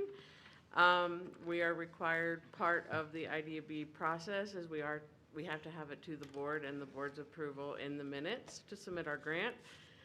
This year, we're putting in a grant for $2.8 million. It is a decrease from last year of approximately $200,000. That is due to our declining enrollment. But otherwise, it's pretty much the same. I know that we have to have a proportionate share to our private schools and also our district charter that we allocate into that as well. But otherwise, the funds stay to provide staffing, support, curriculum, protocols for our related service providers. It all goes back to the students. Any questions on this? I'll go ahead and move approval of the IDEA-B grant application. I'll second. Okay, we have a motion and a second. All those in favor say aye. Aye. Aye. Any opposed or otherwise? All right, thank you very much, Dr. Maynard. Moving swiftly along to the School of Innovation application from Atalaya Elementary School. Superintendent. Thank you, Board President. With us tonight, we have Assistant Superintendent, Mr. Hagel. Members of the board, Superintendent Dr. Griffin, this proposal reflects the direction of our reimagining work, creating more engaging, student-centered learning experiences while expanding meaningful options for families. Atalaya's focus is on piloting a team teaching model alongside a more intentional approach to technology use with the goal of increasing student engagement, strengthening relationships, and improving academic outcomes. Principal Cameron Sperry has led the development of this proposal with her staff and community and will walk you through the vision, plan, and expected impact. Welcome. Thanks for being here and staying with us through the Yeah, hours. Thank you. Good evening, President Noble, members of the board, and Superintendent Dr. Griffin. Thank you for the opportunity to for me to speak today. My name is Cameron Sperry, and I'm the principal of Atalaya Elementary School. I'm here to request your approval for Atalaya Elementary to begin the School of Innovation planning process in the 2026-27 school year. Atalaya is a strong and deeply connected school community. When I came in as principal, after this school year had already started, I began to listen. I met one-on-one with every instructional staff member, and I met with many parents and family members who began to tell me what is most important to them when it comes to the education of the children at Atalaya. While there is a plethora of amazing things about Atalaya, 3 issues stood out to me from these conversations: decreasing student achievement scores, job sustainability and teacher burnout, and growing concern over dependence on computers and screens. Over the past 3 years, Atalaya's student achievement data shows that math proficiency has fluctuated from 56% to 45% to 51%, while reading has declined from 74% to 66%. Teachers report that there are too many demands that rest on their shoulders, and they feel they have little support. Both teachers and students agree that there are struggles with staying engaged, retaining learning, and thinking critically. Finally, families are asking for less passive screen use, more hands-on learning, and stronger relationships in the classroom. This School of Innovation proposal responds directly to those needs. Atalaya is seeking to pilot a model that combines 2 powerful shifts: a team teaching staffing model and a deliberate reduction in screen time. In partnership with Arizona State University's Next Education Workforce Initiative, our teachers will work in collaborative teams, co-planning, co-teaching, and sharing responsibility for groups of students. This allows us to lower the effective student-to-adult ratio, personalize instruction, and leverage each educator's strengths. At the same time, we will shift away from screen-heavy instruction towards hands-on, inquiry-based, and student-centered learning. Technology will still be present, but used intentionally as a tool and not as a default. What does this mean for students? It means classrooms where students are actively engaged, working together, solving problems, discussing ideas, and applying their learning in real-world contexts. It means more individualized support where opportunities for collaboration when screens are put away, and stronger relationships with peers and multiple educators who know them well. What does this mean for teachers? It means a more sustainable profession. Teaming reduces isolation, distributes workload, and creates built-in mentorship and collaboration. Being intentional about how and when computer programs are used will give teachers back autonomy to create assessments and analyze data together, and as a team, they can decide what the next learning steps are for their students. Importantly, this is not a theoretical model. Schools implementing this approach through ASU's Next Education Workforce have already seen measurable success, including increased student growth and stronger teacher satisfaction. We will measure success through NMASA data, benchmark assessments, discipline and attendance data, and the district walkthrough form, and also staff and family surveys. This proposal is fully aligned with SFPS's initiatives for student-centered learning environments, including the work already done with AAIS and cognitive engagement, teaching and learning strategies for making thinking visible, and work being done to strengthen the PLCs and creating data-informed lessons and assessments. This is also fiscally responsible. Thanks to the partnership and support from the Thornburg Foundation, the majority of the professional learning costs are covered. Our total estimated district investment over 3 years is approximately $15,000, primarily for teacher stipends and classroom furniture to support flexible learning and environments. In return, we are building a model designed for long-term impact, stronger outcomes for students, a healthier professional environment for teachers, and a compelling reduced screens and hands-on learning choice for families within Santa Fe Public Schools. This is an opportunity to do more than improve a school. It's an opportunity to reimagine what school can look like for our students and educators. I respectfully ask for your approval to move Atalaya Elementary into the Schools of Innovation planning year. Thank you for your time. Thank you. Any questions?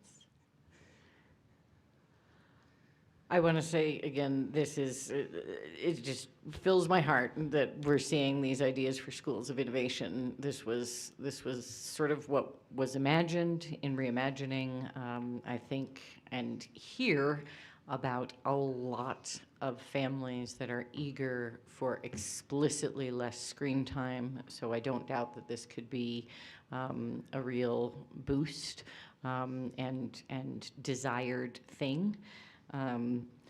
The costs to me look great. At some point, we might need to appreciate the Thornburg Foundation and do something for them if they're going to support these schools of innovation. But I want to say thank you for your fast work. I know you have been there less than a school year, and I just think this is absolutely fantastic, and hope that we can also think about the communications in the planning year, because I think we're going to need to shout from the rafters if there is a team teaching reduced screen time school.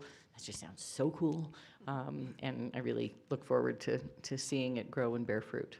Board Member Blea. I think that's a great, the second bullet on the reduced dependence on screens and technology is captivating. But the question I have is with improved outcomes because of this, would it cause or any unintended consequences, like in terms of equity across the rest of the district? In other words, is it something that we could piggyback on? Is it something that we could steal for the other schools? Like, I just don't, what I don't want to see is that, because that's like a really noble goal all the way across the district. And so, not really a noble, it's a great goal across the district. So I would like to see that, like, in the back of our minds, make sure that we could spread that out across the district. So I guess the question is, do you see that as potential that we could do? Yeah, I mean, I hope that's part of what we're piloting, and I guess maybe we'll try and work out the kinks, and then other people can follow along with us, so.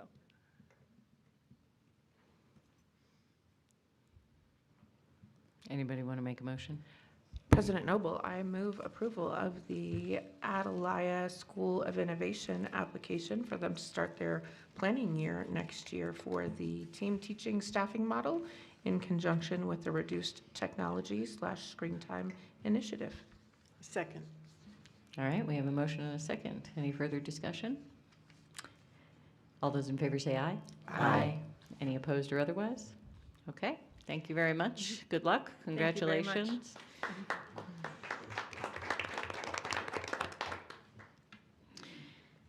Okay, board discussion and possible action. Item A, possible future presentations. I think, Superintendent, correct me if I'm wrong, I think what we just sort of wanted to say is that the superintendent may share a document. I think some of you saw a presentation like this at the NSBA conference about basically a place where board members could sort of ask in a shared document for future presentations information, so that when you think of it, you just have somewhere to go and write it down on a shared Google Doc, that sort of thing, with the awareness that this will be a public document. You know, anything that we're doing there, it would need to be public. But I think it might help us just keep a good list of informational items that we want to dig into, and whether it's presentations, study sessions, whatever it is, we could put those topics on there. Anything you want to add? I'll have that ready for you by tomorrow. Wonderful. Any objections, concerns? Okay, thank you. We really did the board budget priorities, so unless anybody has anything else on that. Okay, with that, yeah, go ahead, Board Member Abeyta. Thank you, President Noble.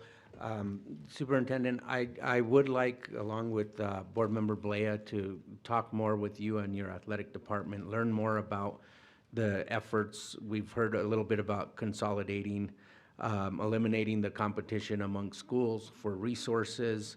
I like what's happening as far as middle schools and getting their more aligned, their programs with the feeder, being a feeder into the high schools.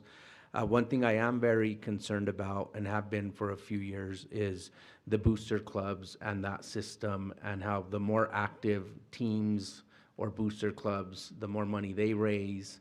And also, as someone who gets hit up for donations from booster clubs, it's concerning to me, and I've heard from other businesses where I already said yes to Santa Fe High, and now Capital's coming to me. I already said yes to wrestling, and now volleyball's coming to me, and I don't have that kind of budget. And I've heard over and over, why doesn't the schools have one that I could write a check to that I know is going to be spread equally amongst all the programs and all the schools? And I've also seen where a coach leaves that maybe is real active with boosters, and then they're having to start over again, and maybe they're not as active. So I don't know if maybe this ultimately results in a resolution that's adopted by the board with some policy, but I would like to, and if you're willing to assist me, Board Member Blea, to start discussing with you and the athletic director how we can learn more and do a better job, especially as it comes to equity and what's happening among sports, and not just sports, but the bands and the other activities that rely on outside funding to get uniforms and equipment and things like that. So just a FYI. I think that's a really great idea, and we have talked a lot about PTAs and their impact in elementary schools, right? And then the idea that the foundation might be able to support things from a more equitable standpoint, and it makes perfect sense to me that those same events, while PTAs might not be active in high schools, that there are all of these booster clubs for different extracurriculars, and I think it's every bit as important at that level as it is in elementary school to make sure all kids across the district get what they need. Yeah, because if you have an active booster club that's really good, you're gonna get some different equipment maybe than a school that maybe doesn't have as active a booster club. Or you're a wrestling program, or again, there's like Title IX that's related to this with female sports and how they're not seen as generating as much money as maybe the boys sports. So that'd be great. Thank you. Board Member Blea. Yeah, and he and I must have been mind melding or something, because I was thinking about this too, because one of the issues that I see just within our own district is, you see one of the problems that keeps coming up to me and people talking about is, for example, I'll just use simple baseball and volleyball. So Capital, unfortunately, the kids at Capital really can't participate in the club programs the same way as like some of the kids at Santa Fe High can. So they're starting off at a disadvantage. And so by having like a consolidated way to kind of spread the monies around, we could kind of address some of that, maybe have like a more robust off-season program that then can compensate for the lack of club participation, because Albuquerque has a very robust baseball program that starts at 6, 7 years old that Santa Fe just cannot compete with. We simply cannot compete with that. And if our kids aren't playing baseball at the same level, for baseball as an example, or volleyball, then we're not going to be able to go in and compete. It's the level of competition is insanely different. And so by figuring out ways to make it more equitable, it would make our performance a lot better, and I think that would actually yield better enrollment data as well, because then people would want to come to our schools. So I would very much want to participate in anything in that vein. Wonderful. Thank you both for that work. Anything else on board discussion and possible action? Just on a related thing, I'm not asking for it tonight, but I really do, with the digital wellness stuff, I appreciate what we're doing in terms of trading cards. I had the opportunity to do a voiceover today, and I think it's great. I do want to just sort of note that in future meetings, I will ask, I really think we need to have some guidance as to what our guidelines are and our guidance to teachers around best practices at certain grade levels. And I just think we've got to be clear on how much time should a kindergartner have in a Chromebook while they're in school. So again, I'm not saying I'm asking for that tonight. I'm saying I will be asking for that, because I think it's really important before we start the next school year that we have some clarity on what our families can expect with their kids, particularly the littler ones who need more experiential learning and that sort of thing. All right, anything else? Moving on to advanced planning. So we have an executive session, special meeting at 10 a.m. on the 25th. Is the CRC on the 6th happening? It is. We just agreed, I think, a finance subcommittee study session on the budget for May 7th. Anything else that might be different on the advanced planning after May 7th? All looks good? Okay, marvelous. Graduations are coming up. It's exciting. Thank you all for your work tonight, and thanks everybody for the patience and everything. We are adjourned.